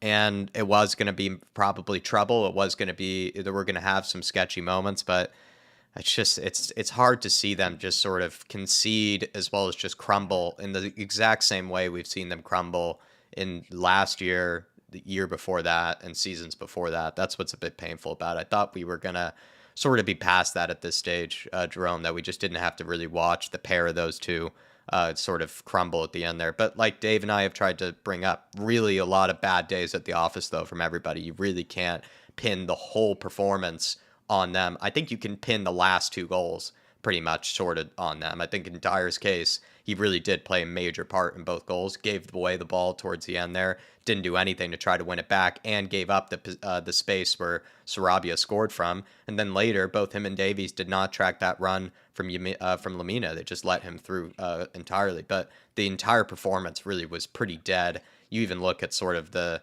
stats and everything. We didn't really deserve, I think, probably even really didn't deserve really actually 3 points. I think it was sort of just it's just a game where we got an early goal and we did all right to try to just sort of get it to the 90th minute to that stage, and we just couldn't do it. We couldn't do it. Maybe we had chances to get a second, but hard one, Jerome. It is just heartbreaking, especially with the same suspects. Welsh gal with a super chat saying, yeah, we didn't want the second. Oh, yeah. Sorry, just quickly. I also felt like we didn't want the second. There's times players were put through and they're happy to go to the corner flag with it, rotate it backwards, all the way back to the centre backs, rather than having that killer instinct. And it's going to be something we're going to get onto. A couple more super chats, and then the outlet also asked maybe about bad habits returning. I want to get onto that after, but yeah, Jack, just on that, I don't think we felt like, for me, when I looked at that team, they didn't look like they wanted to push for that second either. No, not really at any stage. Maybe in the beginning of the second half, but even when they had chances, sort of randomly, they didn't even really have any sort of urgency or any sort of real focus with them. Welsh gal saying, even if the match didn't go our way, please show Dave and Jack some love for all the great content. Like, sub, and grab a membership. Big up the lads. Thank you, Welsh gal. And I believe she was calling Dyer a traffic cone and then doing a fish shaking emoji. But Welsh gal, if you can switch from the T to the IPA, I don't think anybody would blame you in the way that sort of ended. That was just not a way to go out, not a way to finish it. I think we were all sort of getting ready to just sort of smile and move on from that game, to sort of wipe it clean and just sort of shake hands and feel like we got 3 points and got out of there. But the way that ended, I would say, keep the IPAs cold. Welsh gal, keep the IPAs cold. Do really appreciate your support. Yeah, I really do appreciate the support. Look, thank you everyone for tuning in today. It's a shell shock again. Upset. It's a shell shock again. I'm shell shocked and upset. Yeah, you don't really know what to say because like I said, it wasn't a great performance until that 90th minute, but it really looked like we were going to see it out from there. And I was going to have a sort of a mixed positive sort of, then touch on it. Because if we're able to see it out and get the 3 points, we can move on and we can try to move past it. Yeah. But then to then just concede in that sort of way, you have to then be harsh. You have to look at it as, well, we didn't even play that well in the first place. And then we did end up losing the game, which just makes it, yeah, just a shell shock of performance. Appreciate you, though, Welsh Gallon. It's not easy in these moments to even know what to really say at this stage because, it's just against what anybody expected at this moment. Appreciate you, Welsh Gal. Appreciate Embarrassing, we are. We're embarrassing. And then as well, I believe, just making sure I didn't miss it, but I think Al Ben saying sick of Dyer turning sideways on the first goal. He lost the ball in the first place, Al, and then he for some reason decided to sort of run to halfway, like he didn't really close down the ball at all. Didn't really make much of an effort to actually block the cross, like you say there, right? Turning sideways as if he's being hit with a water balloon or a spray gun of some kind.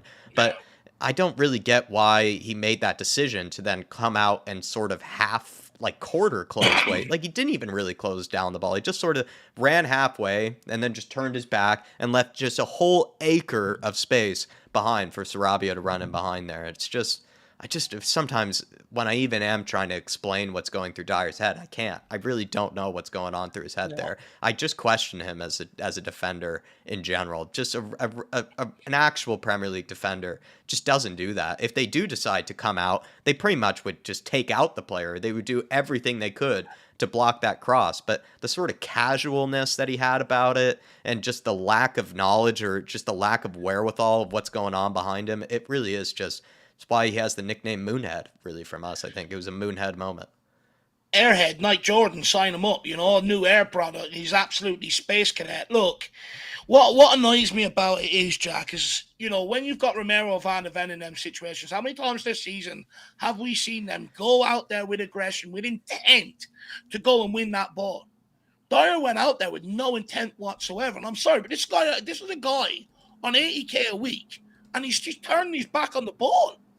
I'm sorry. You give me 80 quid a week. I'm running out that full frontal, Jack. I couldn't care where it hits me. He's not a defender. He doesn't want to defend. He's scared to defend. And the timing of it, even more I think about it, really pisses me off. You've got to go out and take him down. You have to make an effort to go out and commit a foul there. Pull him down. Be smart. Get players back in behind the ball. He does neither. He just floating there in midair. It's like he's after having a big hit in a Mary Jane and he doesn't know where he is. I'm sick of him. I'm absolutely sick of him. NASA, the next rocket that you're sending up, take him with you. I'm done. It's always him. And I'm sorry, I don't want to keep highlighting him, but he highlights himself with things like that. You're talking about a well-paid Premier League footballer who didn't want to leave, who wants his ashes buried under the stadium, and yet he can't come out and go full fun to that ball like that. He has to turn, like Jack says, like he's being sprayed with a fucking water gun. I'm sorry. I'm not having it. He's an absolute fraud. How many times have we seen Emerson, Romero, Van de Ven, Porro, pretty much every other defender? I think Højbjerg, we've seen them throw their bodies on the line, right, to get a block in. They've taken it straight to the stomach, straight to the chest, to, to the jewels, and they somehow come out of it just fine. They're able to pull themselves together. Dyer, every time there's a shot on him or any sort of pass towards him, he does flinch or he does sort of turn. And I don't get that, again, as a Premier League defender, how you would have that sort of reaction or instinct, because you are literally a defender. Why would you be turning your back? Why would you be turning your head as if you're afraid that it's going to hit you? It's just, genuinely don't get it. Really don't. Dark Sun G says, I feel really conflicted as a Korean. If we were to lose, I wished it was Hwang to score the winner, or as a Spurs fan, I wanted us to win 2-1 with the Hwang scoring. Sadly, I got none of those. Instead, Sarabia defeated us. Yeah, it was a terrific goal, to be fair to him. It was a great finish and a great touch, but that space in behind shouldn't have even been there in the first place, really. He had acres of space, Sarabia, and he did very well with it, but it's all left behind from Dyer. And I agree with you, Dark Sun G. It's almost like in the Korean Derby, no one really won the Korean Derby, Wang Hee-chan nor Sonny. And it's disappointing in the case of Sonny, too, because it's just not his best day at the office, Dark Sun G. A bit sort of anonymous, I think is the right word, to describe it, where he didn't have much influence in the game, but then when he did have opportunities to, didn't really take advantage of it. And I would actually say the exact same thing for Basuma as well. Anonymous, and then when he did have chances to really get in the game, didn't really take it either. And that's those two we really kind of needed today, Basuma and Sonny. But unfortunately, no winners for the Korean Derby today. No winners. Do you know what, though, Jack? This brings me on to the forward line expertly, Dark Sun G. Jack, I said something to you yesterday about this will be the true test whether we really miss Harry Kane or not. This period where we have to go and outscore teams, where we have to be scoring 2, 3, 4 goals a game to get points on the board. Because last season, Harry Kane, a lot of his goals when he was in a team that had to outscore teams came, and they were the ones that put the points on the board, equalizers or winners. And I said this will be a true test of that forward line. And this brings me on to the forward line. They were pathetic today. They were absolutely pathetic. Look, Son has stood up every opportunity. But in games like this, when we need that person to help add the goals to get us over the line, him up front on his own is a problem because you don't have him creating for himself. You've got Brennan Johnson, who you just off it today, completely non-existent. Kulu tries to create, but I don't know. It's that forward line is pissing me off. And I'm not saying drop Son. Son's been our best player this season. But when we had Kane, we had Son providing them. We had Kane and Son. Now we've just got Son. And it's becoming a huge problem. And it's one that's going to become more and more and more evident. And we need someone now that in these games where we have to outscore teams, that is going to step up in Kane's position and get the goals that will get you the equaliser, get you the winner, and get them points on the board. That didn't happen today, and I'm pissed off because I highlighted it to you yesterday, Jack, and I really didn't want it to come true, but I fear it is. It's one of those things, Dark Sun G, where if Kane didn't score, we always had Sonny to score, or if one was, not at the office, the other one was. And now if Sonny's not at his best, it's detrimental to us in a way, because then that means we lose a lot of that influence up top. Also, I think Sonny's hold-up play has been actually very good this season, and we were missing it today. You didn't have the same sort of hold-up play and the same sort of composure, or even just, I don't even know about composure. I think it was just sort of his passing was a bit off, his touches were a bit off, and it's hard because, like Dave said, he's been our best player, especially up front this season. He's been by far our best forward, but we did need that forward line today to get us through this game. We knew that we weren't going to get away with, I think, a 1-0. It looked like I said, it really looked like when we got to the 90th minute, it was sort of like, wow, it actually looks like we will be able to get out of this. But we said even at halftime, we said we cannot rely on this defense. We know that if this is a 1-0 scoreline, it's not going to be the end, right? You can't rely on a 1-0 scoreline with that defense, and somehow it proved true even in the 91st minute or whatever it was where they ended up scoring. So it's a hard one. It's a tough one to take. And also no winners for the Korean Derby is also disappointing, Dark Sun G. Wang Hee-chan missed a sitter, actually, to be fair. Dark Sun G also saying, next game, we need to start Phillips over Dyer. He had to do one or the other. He gave Dyer the chance. And I sort of said to you, I don't know if I said it enough, Dave, but part of the reason he might have went with Dyer was because he had an okay game against Chelsea, right? And so maybe he wanted to sort of reward Dyer and not just sort of cast him out to the cold, and wanted to see if he could take advantage of, that chance and this opportunity. Clearly, he hasn't taken it, Eric Dyer. But Ange Postecoglou, would you be disappointed if he didn't start Phillips the next game? I would be very disappointed, Jack. Look, I want to make this clear now because I know the narrative that'll be put around after. I'm not questioning Postecoglou. I absolutely adore Postecoglou and I love what he's done. Absolutely love it. And unfortunately, now that individuals that he picked, they're going to come back and they're going to have different conversations around Postecoglou now. I'm sure he'll get a part of the blame today. Different conversation about other players. I'm sure they'll get a part of the blame today. We all know the real problem. It's just certain individuals stepping in with the same old attitude that we've seen time and time again. But look, I don't buy the argument that Postecoglou needed to see Dyer in this formation because he's seen him in it in preseason. Even in preseason when there was no pressure on him. Yeah. He was shit. Yeah. He was absolutely shit. And I just hope now it's lessons learned. You cannot rely on these guys. If we're going for the project, fuck it. Go 2 feet in and go for it. Play the youngster. There's a reason why we brought him in. And I've argued this with people. Everyone says to me, oh, but Dyer with the experience. What experience when he's still making rookie errors does he have? He's got Yeah. none. He's got none. At least with Phillips, you can guarantee he probably would have busted a gut to go and close that cross down. I And we can didn't even guarantee you I've seen him do it for the under 21s. we didn't even play that well either, right? So if we're not going to play that well and we're going to end up losing, I'd rather just play the kids anyways because we know that they're going to be developing. We know that there could be a chance they actually could take advantage of it and actually be better than what we've been used to with Dyer and these sort of guys. But they had their chance today. I think, and I really don't want to always keep throwing Davies in because, like I said, I think he, in a way, had a pretty all right game for 90 minutes.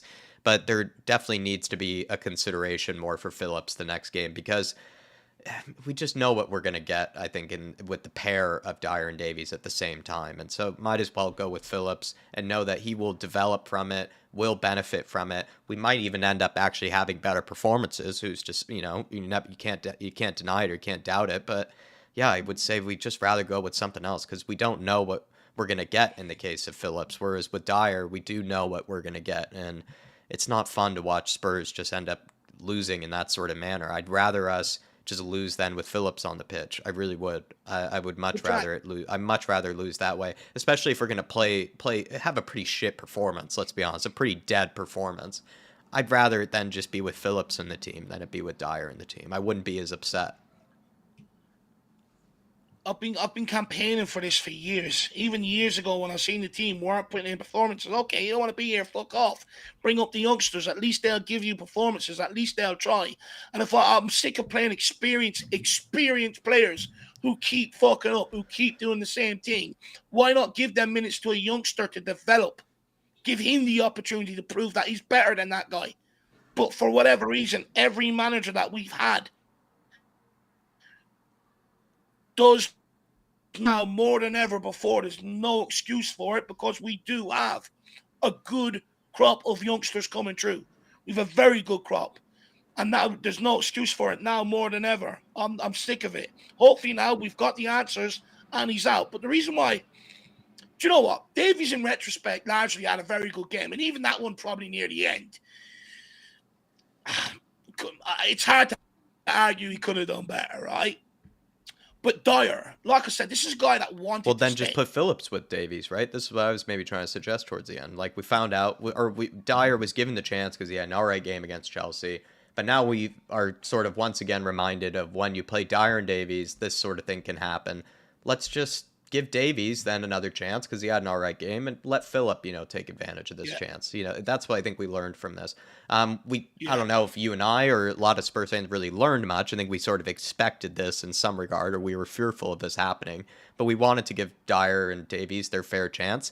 Davies surprisingly took advantage of it, especially in the case of center back. I don't think he was good enough at left back, but he was good enough at center back. Dyer is just shown not to be good enough in this case, and I think that means then we just go with Phillips because if we're gonna play terribly, And if we're gonna have a lackluster performance, might as well just have somebody developing and learning from it like Phillips instead of Eric Dyer. It's not helpful to mm, anybody.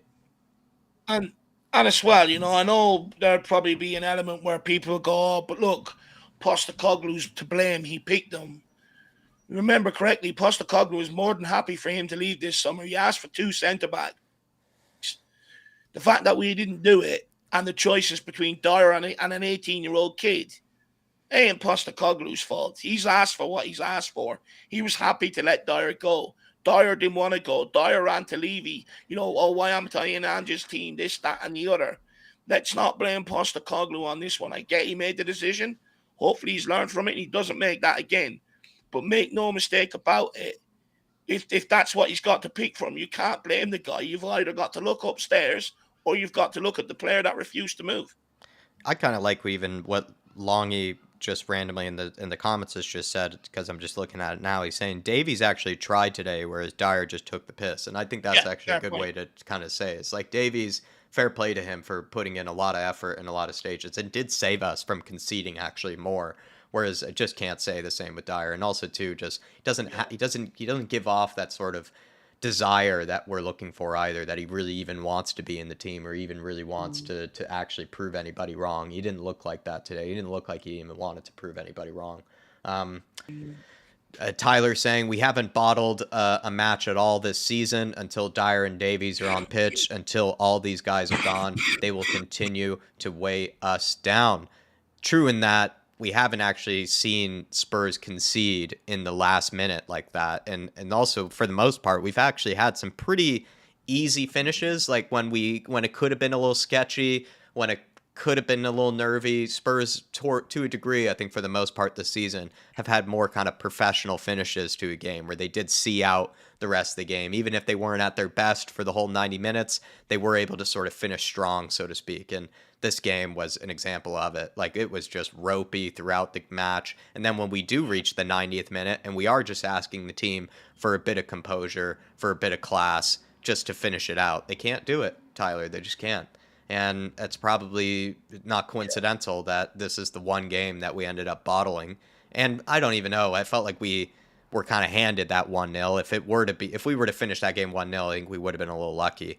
But if we find ourselves with those chances, let's take advantage of it, right? Let's grab the 3 points, grab it by the horns, and these guys, they just can't do it. They can't see out the game. The thing is, though, Jack, right? You win that game 1-0, it gives you confidence. It gives you a platform to build off with these guys.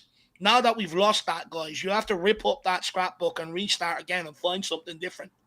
Yeah. You know, if they would have just got over the line, it would have given us and it would have even maybe helped them with a bit of confidence as well. But now that they've come in and this has happened, that confidence is gone, and we're going to keep seeing rookie mistakes because the pressure is mounting on them every time they take the pitch now because of this. Yeah, well said. And they buckle underneath it. Tyler's absolutely spot on. They fucking buckle underneath it. Also, too, when you think about it, in the case of Ange, right? Like Ange, this decision was never going to be easy because he either had to sort of. It would have been bad for Dyer if he just played Phillips ahead of him, because it would have just said, I clearly don't rate you. I think Dyer has sort of been kind of shown that sort of message in the beginning, because he didn't play at all in the beginning of this season, didn't play much during the preseason. And then, two, when you look at it, right, in the case of the beginning of the season, he was sitting on the sidelines, right? Didn't even, wasn't even brought into the squad, wasn't even in the match day squad, Eric Dyer. So he really was being shown the door.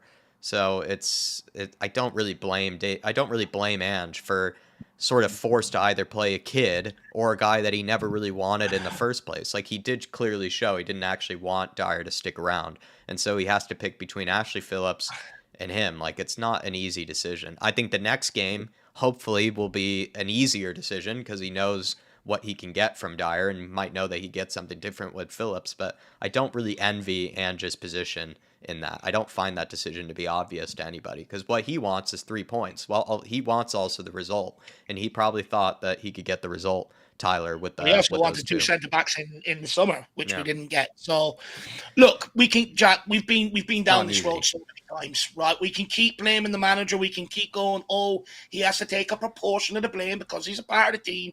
I get it all, right? I've heard it so much now. We can't keep making the same mistake.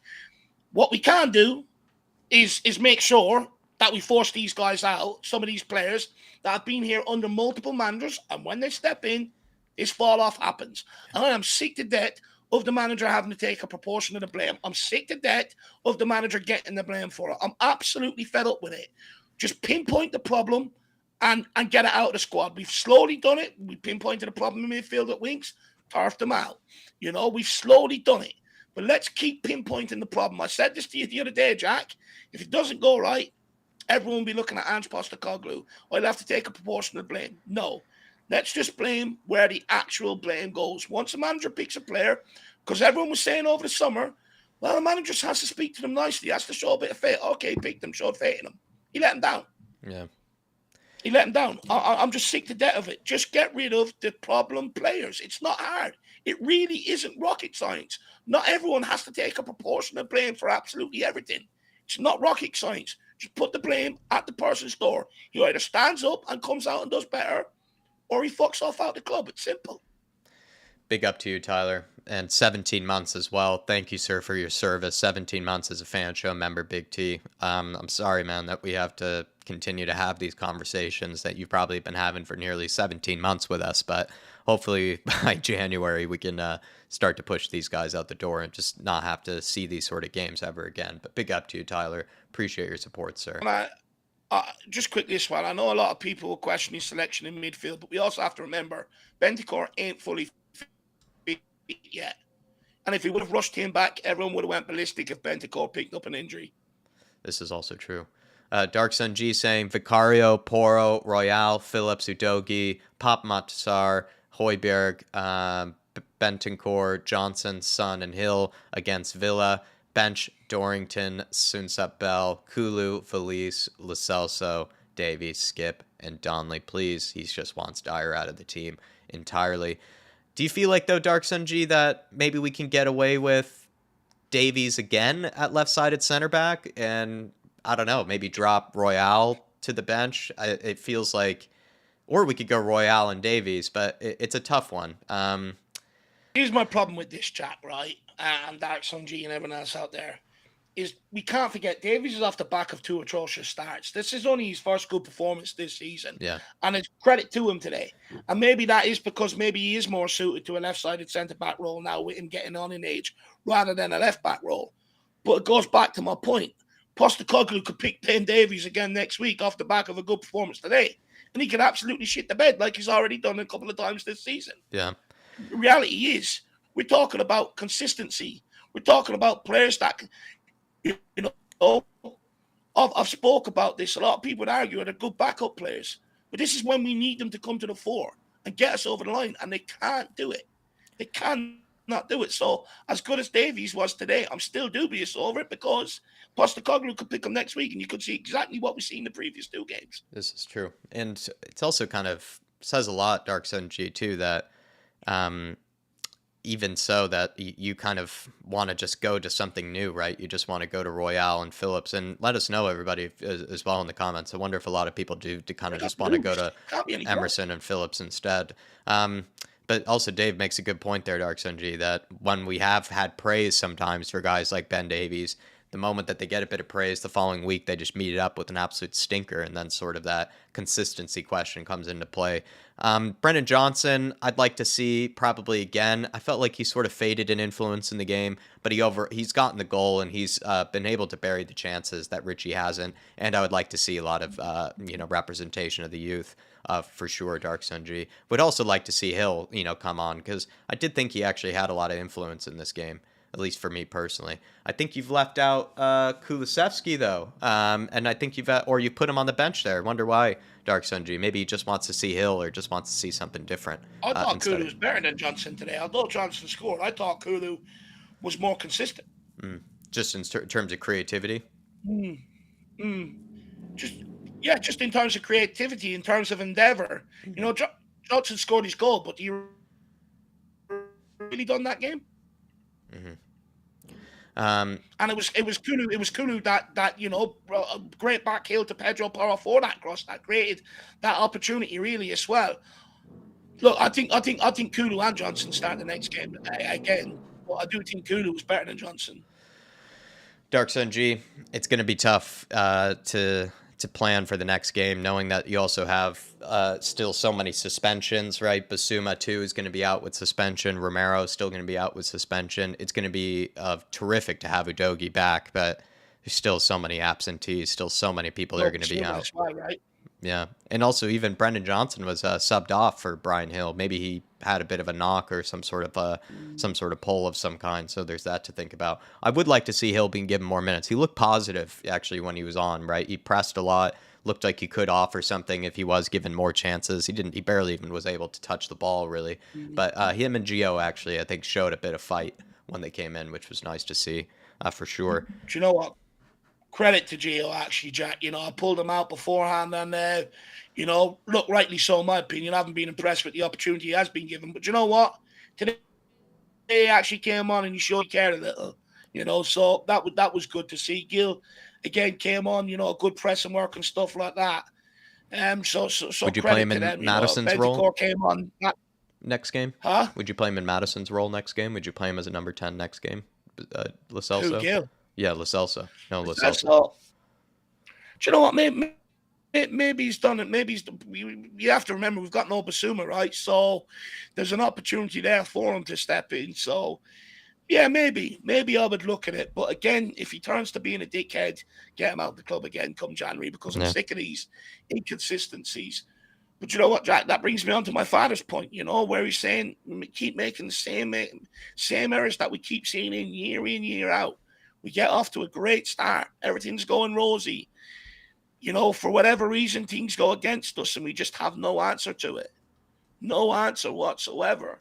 And then the managers, for some reason, keep relying on old guard players that just ain't good enough to be here. And they let every single one of them down in spectacular fashion. And the wheels fall off. You look today, we went 1-0 up, and you've got Basuma and Emerson thinking they're in the middle of a five-a-side game. There's no urgency. You got to go on. You got to look to go and kill that game and go and get the second. No one wanted to do it. Everything today, even the pass, it was safe. Anytime it went into the forward line, it came back. The back line didn't want to, they couldn't progress the ball quick enough, and none of the midfielders wanted to drop deep to get it off them either. Everyone was hiding today. When we went 1-0 up, everyone got scared and everyone went hiding. No one wanted to grab that game by the scruff of the neck. No, and that's what was disappointing, was players that were capable of that sort of thing didn't end up really doing it either, which is what was needed. I'm shell-shocked, everyone.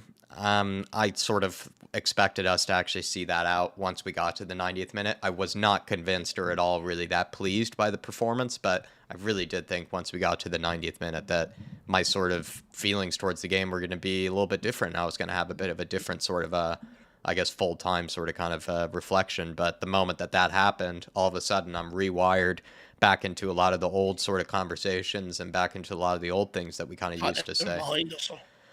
Or it looked like there were still tendencies of sort of the old kind of defense in there, but I was like, well, we got the 3 points, let's see it out, but we didn't. And that's where it's frustrating to sort of then kind of speak about what we really were thinking, this whole time with this defense and with this back line, right? The real feelings, or what we truly probably knew, has come out to be true, and that's what's disappointing. Just wanted to be proven wrong, or just wanted it to just go differently just this time around, and it just did not. And especially when you reach the 90th minute, it's really hard to take. You just sort of think that you'll get over the line, and we just didn't.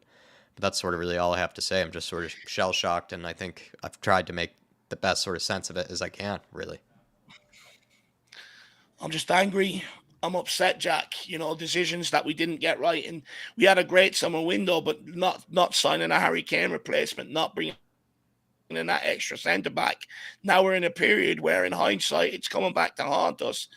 And again, we've allowed players to, whether we like it or not, there's still players running this club that shouldn't be, the likes of a Dyer and people like that. They want to stay, and that's the performance they put in. I'm fed up. I'm let down. I'm distraught. I'm upset. I'm angry. I'm pissed off. I'm shell-shocked. And I'm just more upset because it's just the same. It's just the same thing every season now. We get off to a flying start. You start believing, could we? Can we?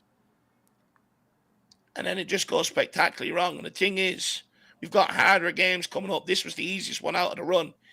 You've got Aston Villa, Man City, Newcastle, West Ham. And we have to go there with players like Dyer and Davies, who got slapped up against Newcastle last year. Yeah. Couldn't get over the game line against West Ham in the last couple of years. I'm not looking forward to it, Jack. We've got a lot more angry nights ahead of us, my man. I think so.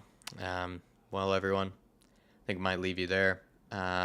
Please, if you haven't, smash the like button, get your comments in on the next stream. If we do a post-match stream on it, obviously fan show Monday. If you want to have your say, please grab a membership if you do want to come on to the fan shows. Imagine there would be a decent queue. And I'm sorry, it looked like we were going to have an all right start to the weekend. Looked like we were going to get over the line, but we couldn't. And that's really all I have to say. Sorry, everybody. I don't know what to say to people. Look, Jack, just cut the stream and look, we'll take time, go and digest it, and then we'll see you back here soon, and we'll have more conversations around it to try and help each other. But yeah, we'll see you again very soon, everyone. All right, everybody. Come on, you Spurs. In the big inch, we trust still. We never stop. See you, everybody.